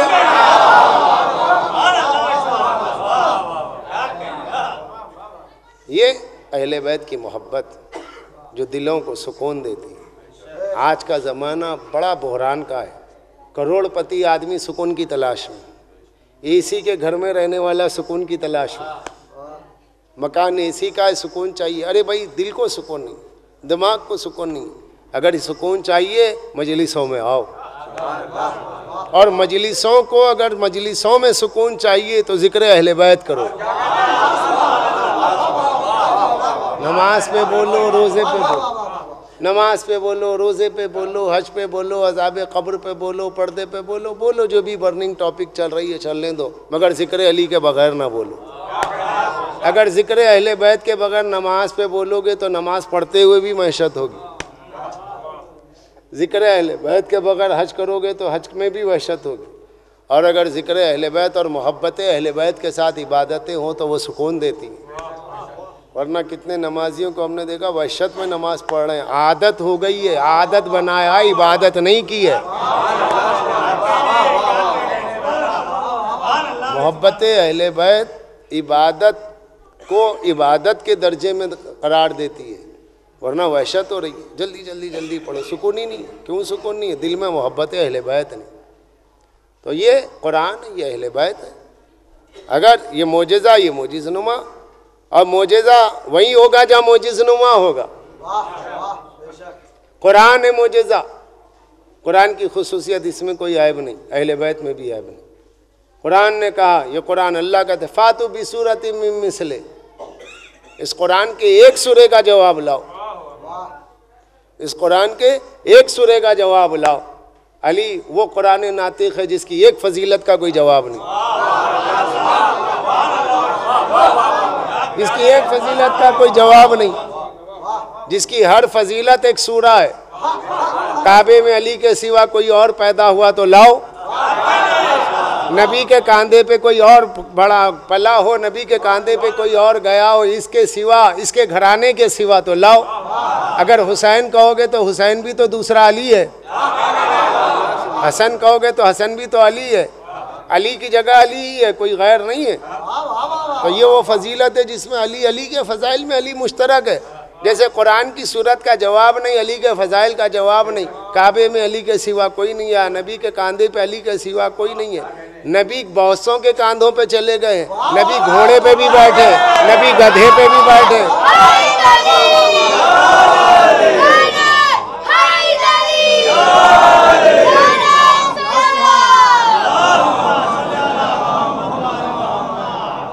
سرکار دو عالم نے، کیونکہ روایت میں موجود ہے، حضور نے خچر پہ سواری کی، حضور نے گھوڑے پہ سواری کی، گھوڑے پہ بھی بیٹھے ہیں، خچر پہ بھی بیٹھے ہیں، گدھے پہ بھی بیٹھے ہیں، اونٹ پہ بھی بیٹھے ہیں، انسانوں کے کاندھے پہ بھی گئے ہیں۔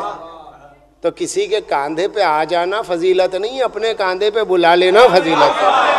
صلوات پڑھ دیں محمد والے محمد۔ یعنی نبی کو اٹھانا فضیلت نہیں ہے، نبی کا اٹھانا فضیلت ہے۔ علی کے فضائل میں علی مشترک نہیں، علی کے فضائل میں علی منفرد ہے۔ فاتو بصورت لاؤ قرآن کرا القرآن و علی، قرآن معجزہ، علی معجز نما ہے۔ قرآن معجزہ ہے، علی معجز نما ہے۔ قرآن کا جواب نہیں، علی کا جواب نہیں۔ قرآن کا جواب نہیں، اہل بیت کا جواب نہیں۔ قرآن میں کوئی عیب نہیں، علی میں کوئی عیب نہیں۔ قرآن کسی کے پاس نہیں جاتا، علی بھی کسی کے پاس نہیں جائے گا۔ قرآن کسی کا محتاج نہیں، علی بھی کسی کے محتاج نہیں۔ قرآن کہتا ہے آؤ ولا ردبن ولا یابسن الا فی کتاب مبین، ہر خشک و تر کا علم میرے۔ علی کہہ رہے سلونی سلونی، آؤ مجھ سے پوچھو۔ قرآن اور اہل بیت دیکھیے نا، جو بات قرآن میں وہ علی میں، جو علی میں وہ قرآن میں۔ قرآن لفظ بنے گا تو علی معنی بنے گا، قرآن سوال بن جائے تو علی جواب بن جائے۔ جب قرآن سوال ہو تو علی جواب ہے، قرآن دعویٰ ہو علی دلیل ہے۔ تو ایسی کون سی چیز ہے جو علی کے سامنے آئے اس کا جواب نہ ہو؟ تو قرآن میں جو کچھ ہے مولا علی میں نے حدیث ثقلین آپ کے سامنے پڑھی، اور اہل بیت کے فرد فرید ترجمان امیر المومنین ہیں، جو قرآن مجید کے ترجمان بھی ہیں، اور جو اپنے ذات اپنے وجود میں خود قرآن ہے۔ صحابہ سب اپنی جگہ، علی صحابہ میں نہیں ہے، علی اہل بیت میں۔ توجہ، علی صحابہ میں نہیں ہے، علی اہل بیت میں۔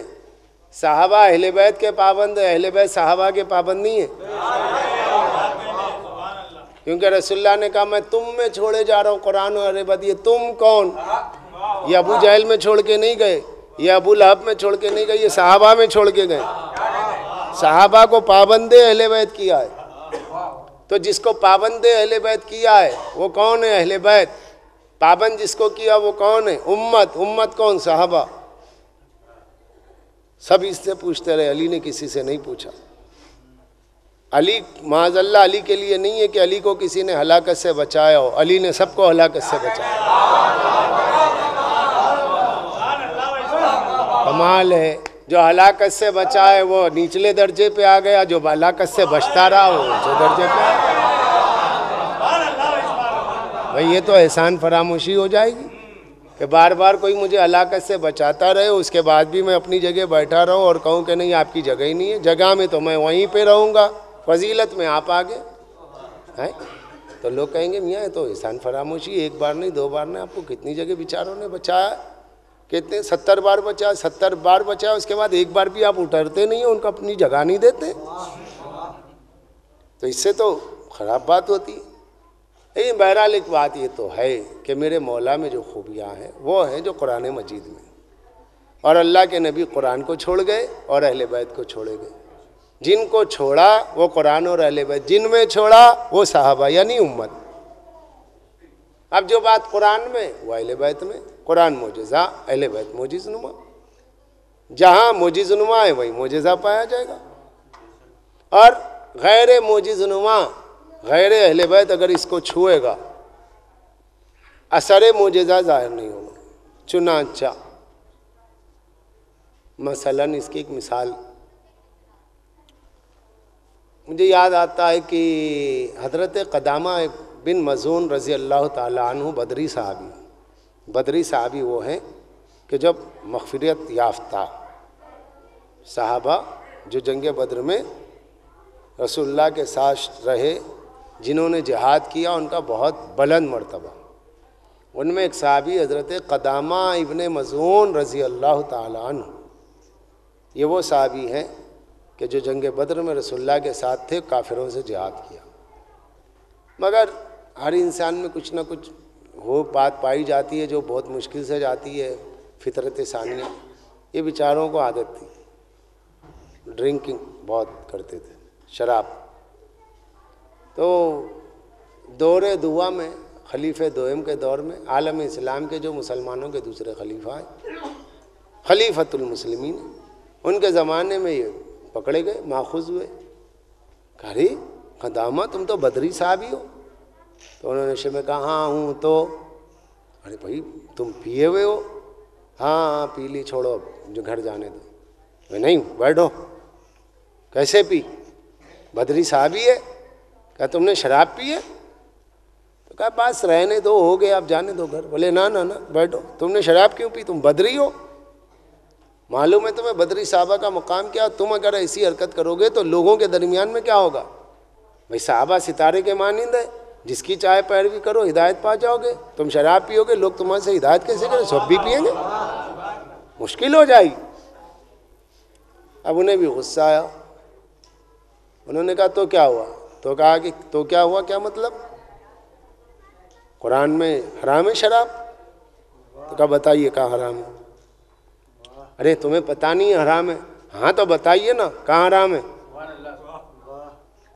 اب یہاں پہ یہ ہوا کہ بھائی یہ تو بڑا مشکل ہو جائے۔ اچھا تم جو پیتے ہو بتاؤ کہاں ہے؟ تم اپنے فعل پہ دلیل لاؤ۔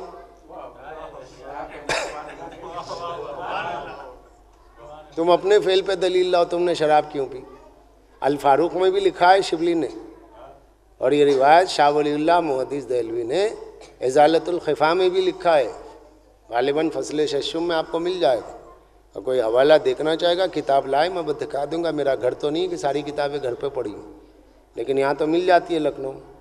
اور کوئی دیکھنا چاہے گا اور دیکھ کر کے ماننا چاہے گا کہ ہاں بعض صحابہ بھی شرابی تھے، تو اسے ماننا پڑے گا پھر۔ اگر وہ ماننے کے لیے تیار ہوگا تو میں بانی مجلس کے ذریعے کتاب منگواؤں گا، بھائی جاؤ خرید کے لاؤ، ورنہ بحث برائے بحث نہیں۔ لیکن یہ واقعہ ہوا دوسرے خلیفہ کے دور میں کہ ایک بدری صحابی نے شراب پی، اور مشہور صحابی حضرت قدامہ ابن مظعون خوب۔ اب کہا کہ بتاؤ بھائی تم نے کیوں پی؟ تو کہا میں نے قرآن میں ایک آیت پڑھی اس لیے پی۔ آئے پی، چلو پی لی، نفس ہے، خطا ہے، غلطی ہے، نادم ہو۔ اب قرآن سے دلیل کا مطلب تم جائز مانتے ہو؟ بولے ہاں، نہیں تو میں کیوں پیتا؟ مشکل ہوگی۔ کیا آیت ہے؟ کہ قرآن کہتا لیسا علی الذین آمنوا وعملوا الصالحات جناح فیما طعموا، فیما طعموا۔ لیسا علی، وہ لوگ جو ایمان لائے اور عمل صالح کیے، ان کے لیے کوئی پوچھ نہیں ہے، جو چاہے کھائیں پیئیں۔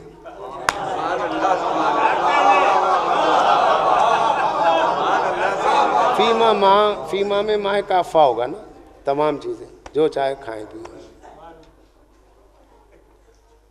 انہوں نے کہا اچھا چلو اب میں نے سنا دی، اب تم آج سناؤ کہاں حرام ہے؟ ارے یہ تو میں پوچھ کے پھنس گیا۔ ہاں تو آیت ہے قرآن کی، دائیں دیکھا بائیں دیکھا، بھئی آیت ہے، ہاں ہاں آیت ہے، اللہ اکبر۔ اب آپ جواب دیجئے قرآن کافی ہے۔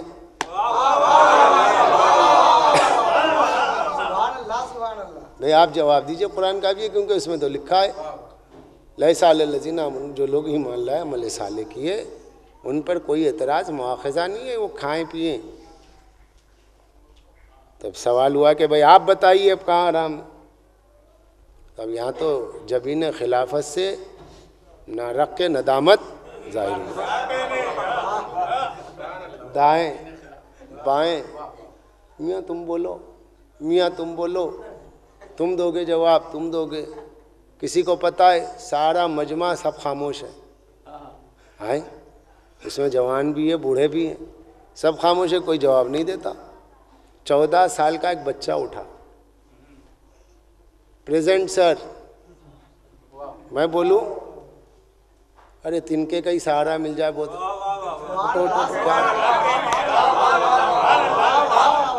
وہی بہت ہے۔ بچہ اٹھا، کیا بات ہے؟ بولے مجھے ایک آیت معلوم ہے۔ اوفو، اللہ شکر ہے، کیا ہے؟ انما الخمر والمیسر والانصاب والازلام رجس من عمل الشیطان۔ انما الخمر، بس اور بس، نشے کی چیز، نشہ لانے والی چیز حرام کی گئی۔ خمر، کھجور کی شراب حرام کی گئی۔ والازلام، پانسے کے تیر، وہ آسان، بت، تیر، جوا، یہ تمام چیزیں نجیس ہیں، شیطانی عمل ہے، یہ حرام۔ اللہ تیرا شکر ہے، ایسے ہمارے پاس ایسے بچے بھی موجود ہیں جنہیں یہ آیت نازل، جنہیں یہ آیت یاد ہے۔ کہا تمہارا نام؟ کہا مجھے عبداللہ ابن عباس کہتے ہیں۔ یہ تمہیں کس نے بتایا؟ کہا یہ میرے استاد علی ابن ابی طالب نے بتایا۔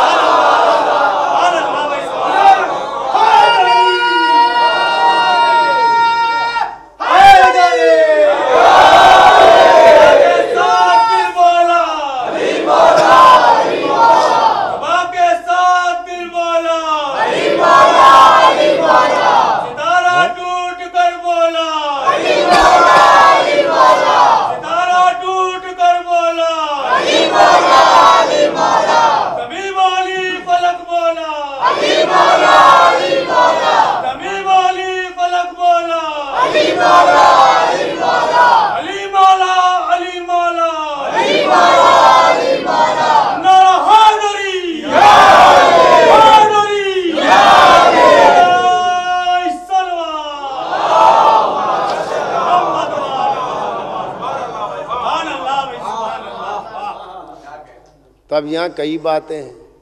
پہلے تو قدامہ ابن مظعون بدری صحابی ہیں، پھر شراب پیتے ہیں، پھر شراب پی کے قرآن سے دلیل لاتے ہیں، قرآن سے دلیل لاتے ہیں۔ تو اگر قرآن کافی ہو جائے تو قرآن سے لوگ شراب پینے پہ دلیل لائیں گے۔ پھر صحابی قرآن سے دلیل قائم کر رہے ہیں، لہذا صحابہ کی اطاعت نجات کی ضامن نہیں ہو سکتی، کیونکہ ہر صحابی کی اگر اطاعت کی جائے گی، صحابہ ستاروں کے مانندے، تو اس میں وہ بھی ہیں جنہوں نے شراب پی ہے، ان کا کیا ہوگا؟ پھر اس کے بعد میں یہ کہ صحابہ سب بیٹھے ہیں، پوچھا جاتا ہے تم میں کوئی جواب دے، کوئی جواب نہیں دیتا، تو صحابیت جہاں سے خاموش ہوتی ہے وہاں سے علی کا شاگرد بولتا ہے۔ جہاں سارے صحابہ خاموش ہیں، کوئی تو بولتے نہیں، علی کے شاگرد نے بولا۔ کون؟ بنی ہاشم کی فرد ہیں، مولا کے چچازاد بھائی ہیں، عبداللہ ابن عباس، حضرت عباس ابن عبد المطلب کے بیٹے، مولا کے چچازاد بھائی، شاگرد بھی ہیں۔ اور پورے عالم اسلام میں تفسیر میں سب سے بڑا درجہ حضرت عبداللہ ابن عباس کا ہے۔ عبداللہ ابن عباس کو سید المفسرین کہا جاتا ہے، عبداللہ ابن عباس کو حبر الامہ کا خطاب ہے، اور عبداللہ ابن عباس امیر المومنین کے شاگرد ہیں۔ ایک بار کسی نے عبداللہ ابن عباس سے پوچھا کہ عبداللہ ابن عباس تم علی کے شاگرد ہو؟ کہا ہاں۔ قرآن کی تفسیر ان سے لی؟ کہا ہاں۔ یہ بتاؤ کہ تم علی کے سامنے جب بیٹھتے ہو علم حاصل کرنے کے لیے اور علی سے سنتے ہو تو تم کیسا محسوس کرتے ہو؟ علی کیا ہے اور تم کیا ہو؟ تو کہا کہ میں کیا بتاؤں، مولا علی کہاں اور میں کہاں؟ نہیں، پھر بھی ایک کیفیت، ایک احساس، بھئی ہمیں اپنے استاد کے پاس جاتے ہیں تو کچھ احساس ہوتا ہے، تمہیں کیا لگتا ہے؟ تو کہا کہ میں اپنے لیے کچھ کہہ نہیں سکتا، بس یوں سمجھ لو جیسا ایسا سمندر کے جس کا کنارہ نہیں ہے، اور اس کنارے کے نیچے ایسا سمندر جس کا کنارہ نہیں ہے، وہ علم کا سمندر جس کا کنارہ نہیں ہے وہ ہے علی۔ وہ علم کا سمندر جس کا کنارہ نہ ہو وہ ہے علی۔ اور اس کنارے پر بیٹھا ہوا ایک چھوٹا سا پرندہ ہے جو صرف چونچ سمندر میں ڈالتا ہے تو ایک قطرے سے اس کا پیٹ بھر جاتا ہے. تو وہ ایک قطرہ جس نے لے لیا ہے وہ میں ابن عباس ہوں. وہ سمندر جو رہ گیا وہ علی ہے.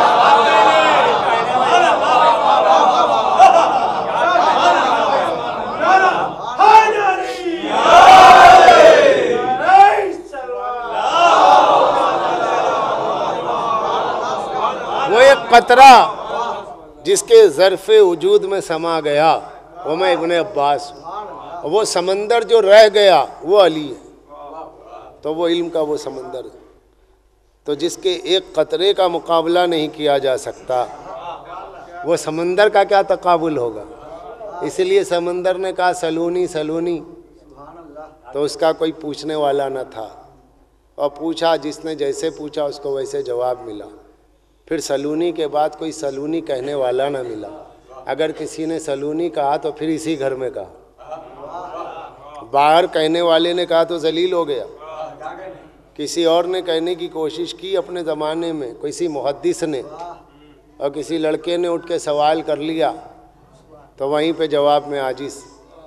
مگر اہل بیت میں علی مولا نے کہا سلونی اور اس کے بعد سلونی کا اگر کسی نے دعویٰ کیا تو امام جعفر صادق.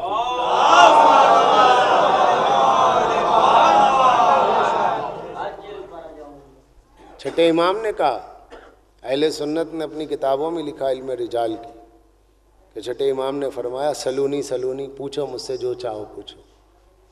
یہ چھٹا علی جیسا پہلا علی ویسا میرا مولا امام جعفر. پوچھو کیا پوچھنا ہے. جب امام کہتے ہیں پوچھو تو سب خاموش ہو جاتے. یہی ہے امامت جب بولتی ہے تو پھر کوئی بول نہیں پاتا. امامت کے آگے سب بولنا بند ہو جاتے ہیں. اگر بولتے ہیں تو بس اتنا بولتے ہیں جیسے پہلے علی کے لیے کہا کہ لولا علی لہلک عمر, علی نہ ہوتے عمر ہلاک ہو جاتا. ویسے ہی چھٹے امام کے لیے جب چھٹے علی نے کہا سلونی پوچھو مجھ سے کیا پوچھنا چاہتے ہو, ہے کوئی پوچھنے والا؟ تو ابو حنیفہ نے کہا لولا سنتان لہلک النعمان, اگر جعفر و باقر کے 2 سال نہ ملتے تو ابو حنیفہ ہلاک ہو جاتا.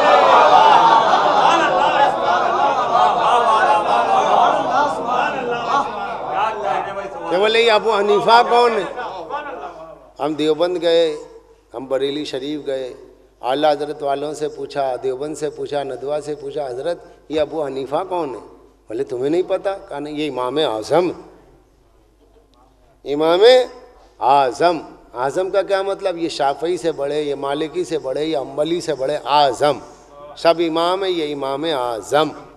کہ یہ امام اعظم جو امام اعظم کو ہلاکت سے بچائے اسے کہتے ہیں امام صادق.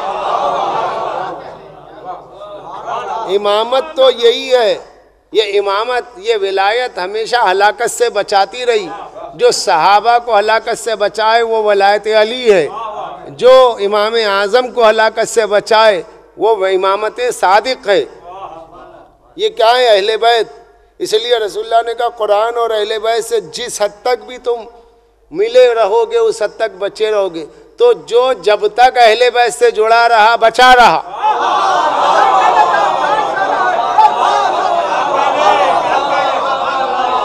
اور جس نے جب اہل بیت کو چھوڑا تبھی ہلاک ہو گیا.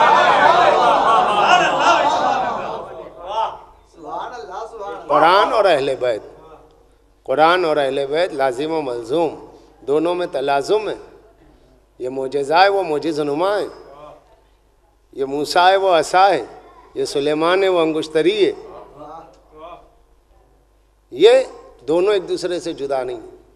اور پھر علی اہل بیت کی وہ فرد ہے جو اپنے وجود میں قرآن ہے. جب صفین کے معرکے میں معاویہ شکست کے قریب ہے اور علی کی فتح کو روکنے کے لیے, اپنی یقینی شکست کو روکنے کے لیے قرآن کو نیزوں پہ بلند کیا گیا. اور مشہور صحابی عمرو بن العاص نے کہا کہ بہترین تدبیر بتاتا ہوں کہ قرآن کو نیزوں پہ بلند کرو تاکہ علی کا لشکر رک جائے. یہ تدبیر عمرو بن العاص کی تھی، جس کے لیے حضرت شاہ عبدالعزیز محدث دہلوی نے ہندوستان کی پہلی رد شیعت میں کتاب تحفہ اثنا عشریہ ہے، اس میں لکھا کہ عمرو بن العاص بہت چالاک تھے، بہت چالاک تھے اور انتہائی تدبیر کرنے والے اور چالاک۔ تو یہ چالاک صحابی میں عمرو بن العاص، جس نے یہ مشورہ دیا قرآن نیزوں پہ بلند کیا جائے، تو مولائے کائنات کے لشکر سے کچھ لوگ نکل گئے، وہ 10,000 کا لشکر تھا، اور انہوں نے کہا لا حکم الا اللہ، اللہ کے حکم کے سوا کسی کا حکم نہیں، یعنی وہی قرآن کافی والی بات ہے، لا حکم الا اللہ میں قرآن کافی والی بات ہے۔ یہ وہ لوگ تھے جو مال غنیمت کے لیے علی سے چمٹے ہوئے تھے، یہ کہتے تھے بھائی جمل میں ہم آپ کے ساتھ لڑیں، زخم کھائیں، زخم دیے، مال ہی نہیں ملتا۔ تو کہا کہ دیکھو وہ بدر ہے، احد ہے، اس میں مال غنیمت ملا، یہ نفاق سے جنگ ہو رہی ہے، اس میں مال غنیمت نہیں ملے گا، اس میں یہی بہت ہے تم میرے ساتھ ہو، تم ایمان والے ہو، تمہارے ایمان کی سند یہ کہ میرے ساتھ ہو۔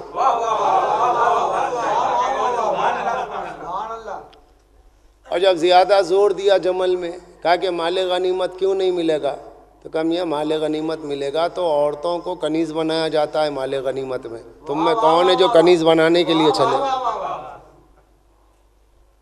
کہا ہے کوئی کنیز بنائے؟ تو سب خاموش ہو گئے۔ تو کہا کہ دیکھو یہی وجہ ہے، مال غنیمت مت طلب کرو۔ تو اب ان لوگوں کو خیال ہے بھائی جمل میں تو کچھ ملا نہیں، اب صفین میں انہیں نکلنا تھا علی کے لشکر سے، بہانہ ڈھونڈ رہے تھے، قرآن نظر آ گیا، قرآن نظر آ گیا، کہا اس قرآن کے بہانے نکل جاتے ہیں، تو قرآن کو بہانہ بنا کر علی کو چھوڑا۔ علی کے ساتھ ایک جنگ لڑ چکے ہیں، اس لیے شیعہ ہونا یا شیعہ رہنا کمال نہیں ہے، علی کا شیعت پہ، علی کی شیعت پہ، علی کی ولایت پہ، علی کی محبت پہ مرنا کمال ہے۔ ورنہ جو لشکر سے نکلے تو اس کا مطلب یہ ہوا کہ آنے والے بھی ہیں، نکلنے والے بھی ہیں، آنے والوں پہ ہی نہ دیکھو، نکلنے والوں کو بھی دیکھو۔ مگر وہ لشکر علی سے نکل گئے تو اعلان ہو گیا تھا، کچھ لوگ نکل جاتے ہیں اعلان نہیں کرتے، یہ اندر کے خارجی ہوتے ہیں۔ صلوات پڑھ دے محمد والے محمد۔ سماج کا پریشر ہے، گھر کا پریشر ہے، اور رکے ہوئے ہیں، ورنہ موقع ملتا تو یہ بھی نکل جاتے اور علی کے خلاف کھڑے ہو جاتے۔ جنہیں علی کے فضائل پسند نہیں وہ ادھر والا ہے، جنہیں حسین کا غم پسند نہیں، حسین کا ماتم پسند نہیں ہے، حسین پہ گریہ پسند نہیں ہے، ماتھے پہ شیعہ ہے، وہ اندر کا خارجی ہے۔ اور باہر کا خارجی وہ ہے جو تحکیم والا ہے۔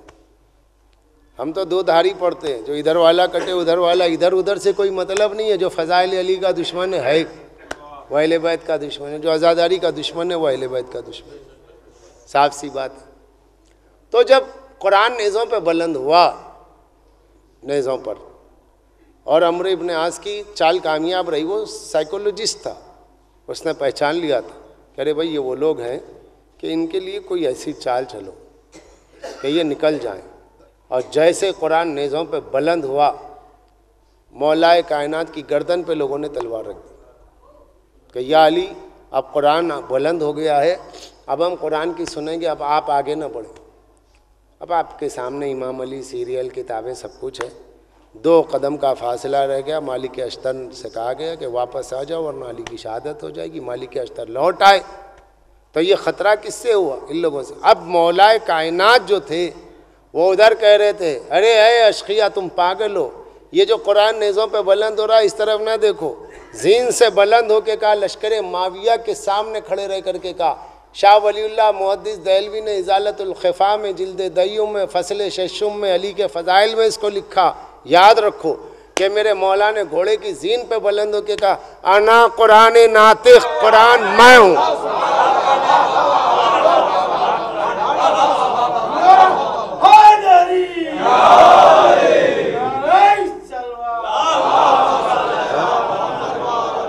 انا قرآن ناطق، میں بولتا ہوا قرآن ہوں۔ معاویہ کے لشکر کے سامنے کہا میں ہوں بولتا ہوا قرآن۔ معاویہ کون؟ کھلا دشمن، معاویہ کا لشکر کھلا دشمن، مگر آپ کتاب دیکھیں، بتائیں اہل سنت کی کسی کتاب میں بتائیں، کیونکہ میرا جتنا مطالعہ ہے خود اعتمادی کے ساتھ میں کہہ رہا ہوں، مجھے نہیں ملا، آپ کو ملا ہو تو آپ دکھا دیجئے۔ جیسا ہی علی نے کہا میں ہوں بولتا ہوا قرآن، کہاں اس قرآن کی طرف جا رہے ہو جسے اس لشکر نے نیزوں پہ اٹھایا ہے؟ قرآن کا نیزوں پہ اٹھانا تو خود ایک توہین ہے، یہ توہین قرآن کر رہے ہیں۔ میں ہوں بولتا ہوا قرآن۔ تبھی لشکر معاویہ سے آواز آتی، دیکھا لوگو کیا کلمہ کفر ہے، قرآن تو وہ ہے جو رسول پہ نازل ہوا، یہ کہتے ہیں میں قرآن ہوں۔ معاویہ کے لشکر سے ایک بھی علی کا دشمن نہ بولا، ایک بھی دشمن نہ بولا کہ علی جھوٹ کہہ رہے ہیں، ایک بھی نہ بولا علی قرآن نہیں ہے۔ یہ سب سے بڑی کامیابی ہے۔ علی دشمن کو دیکھ کے کہہ رہے تھے میں قرآن ہوں، اور کوئی انکار نہیں کر رہا تھا۔ اس کا مطلب یہ تھا وہ علی سے نہیں لڑ رہے تھے، وہ قرآن سے لڑ رہے تھے۔ انا قرآن ناطق، میں ہوں قرآن، میں ہوں بولتا ہوا قرآن۔ تو اب جو کچھ قرآن صامت میں، جو کچھ خاموش قرآن میں، وہ سب بولتے قرآن میں۔ خاموش قرآن میں نماز، خاموش قرآن میں کعبہ، خاموش قرآن میں روزہ، خاموش قرآن میں حج۔ علی بولتا ہوا قرآن، علی کہے میں روزہ، میں نماز، میں حج، تو یہ قرآن ہی تو بول رہا ہے۔ میں قرآن، میں نماز ہوں، میں روزہ ہوں، میں حج ہوں، تو یہ قرآن ناطق ہے۔ تو یہ قرآن اور اہل بیت یہ معجزہ اور معجزہ نما، ان سے پیروی میں رسول اللہ نے ضمانت دی۔ میں نجات کی ضمانت دیتا ہوں بشرطے کہ قرآن اور اہل بیت کی اتباع ہو، صرف قرآن نہیں۔ اگر صرف قرآن پڑھ کے کوئی گمراہ ہو رہا تو نبی نے ضمانت ہی نہیں دی، اور قرآن اور اہل بیت کے ساتھ وابستگی ہے تو گمراہ ہوگا ہی نہیں۔ اور اگر پھر بھی گمراہی اور دعویٰ ہے تو اس کا مطلب اس کا دعویٰ ہے لیکن اس کے پاس قرآن اور اہل بیت سے وابستگی نہیں ہے۔ یہ قرآن ہے بولتا ہوا، اور اس قرآن ناطق کے میں بولتا ہوا قرآن ہوں، اس کا دوسرا حصہ ہے کربلا، جہاں حسین نے نوک نیزہ سے تلاوت کی۔ یہ نوک نیزہ سے تلاوت کرنا کیا ہے؟ یہ بتانا ہے دیکھو قرآن کا وارث میں ہوں، میرے سر و تن میں جدائی کر کے تم نہ سمجھنا قرآن مجھ سے جدا ہو گیا، ہم ہی کو قرآن کہا گیا ہے۔ حقیقت قرآن ہم ہیں۔ انا اصحاب الکہف والرقیم کانوا من آیاتنا عجبا۔ یہ نوک نیزہ سے قرآن پڑھنا کیا ہے؟ قرآن کی زندگی کا ثبوت ہے، قرآن کے دعوے کا ثبوت ہے۔ اللہ کا کلام زندہ ہے، کیسے زندہ ہے؟ دیکھو نوک نیزہ سے حسین پڑھ کے بول رہے ہیں۔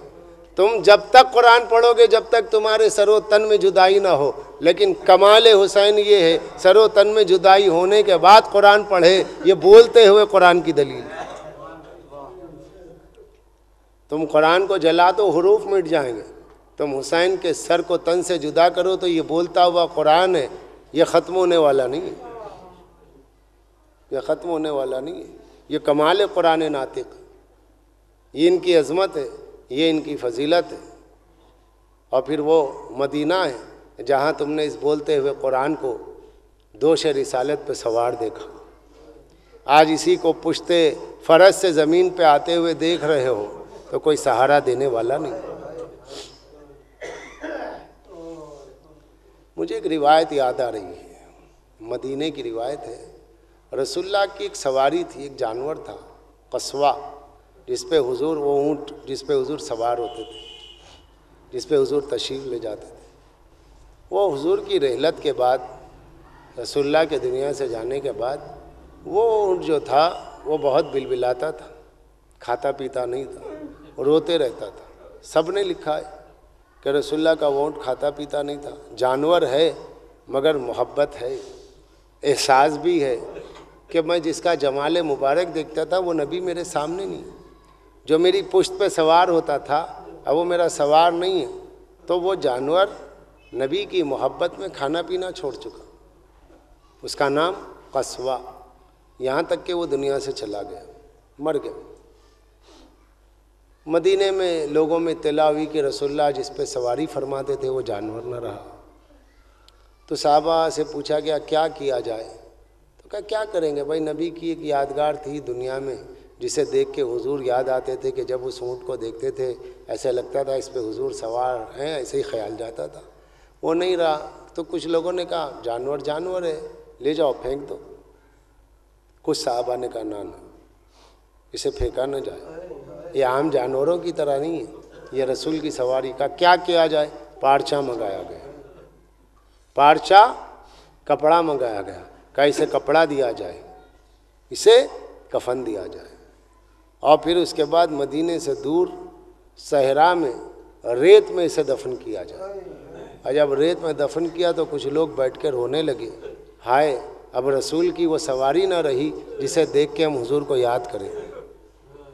میں کہوں اے رسول اللہ کے وفادار صحابہ، تم نے مدینے میں رسول کے جانور کی اتنی عزت کی کہ اسے کفن بھی دیا، اسے دفن بھی کیا، لیکن ہائے جو دوش رسالت کا سوار تھا وہ کربلا کے بن میں بے غسل و کفن پڑا ہے، بے غسل و کفن پڑا ہے۔ اور امام زمانہ سلام کر کے کہتے ہیں سلام ہو میرا اس حسین پر، سلام ہو میرا جد مظلوم پر، کہ جسے نوکے نیزہ پر اٹھایا گیا، جسے نیزے پہ جنازے پہ اٹھایا گیا، سلام ہو میرا اس حسین پہ۔ دیکھیے غسل و کفن نہیں ہوا مگر ہوا، نہیں ہوا مگر ہوا، حسین کا غسل نہیں ہوا مگر ہوا، حسین کا جنازہ نہیں اٹھا مگر اٹھا۔ کیسے؟ کہا کہ جیسے تمہارے جنازے ہوتے ہیں، جیسے تمہاری میتوں کا غسل ہوتا ہے ویسے نہیں ہوا۔ امام زمانہ سلام کرتے ہیں السلام علیکہ یا من دم ہو غسل ہو، سلام ہو میرا اس جد مظلوم حسین پر جسے اس کے خون سے غسل دیا گیا، جس کے بدن میں بجائے پانی کے خون چلا گیا، سارا خون جس سے لہو لہان تھا۔ اور فرماتے ہیں کہ ہر ایک کا جنازہ اٹھتا ہے مگر میرے جد کا جنازہ نوکے نیزہ پہ اٹھا، نوکے نیزہ پہ لوگ لے جا رہے تھے، یہ سر حسین کا جنازہ جا رہا تھا۔ اور تمہاری میتیں وہ ہیں بدن پہ کافور ملتے ہو، لیکن میرا جد حسین وہ ہے کہ جس کے جسم پہ کافور کی جگہ گرم ریت تھی جو دوش ہوا پہ بلند ہو کے جسم اقدس پہ پھیل جاتی تھی۔ اور وہ ہے عزیزان گرامی منزل کہ جہاں امام زمانہ سلام کرتے ہیں، سلام کر کے کہتے کہ تم وہ ہو جب مرتے ہو تو تمہارے گھر والے روتے، لیکن ہائے ہمارے جد حسین کی مصیبت یہ ہے کہ جب ان کے گھر والے رونا چاہتے تھے تو تماچے لگائے جاتے تھے، جب سینے پسینہ پیٹنا چاہتے تھے ہاتھوں کو باندھ دیا جاتا تھا۔ عزیزو آپ خوش نصیب ہو اور روتے بھی ہو سوتے بھی ہو، لیکن ہائے وہ حسین کے اہل حرم جنہیں نہ رونے دیا گیا، جنہیں نہ سونے دیا گیا، اور شعر کہہ دیا گیا چشم سجاد جو ہو جاتی تھی ذوف سے بند، اشقیاء پاؤں کی زنجیر ہلا دیتے تھے۔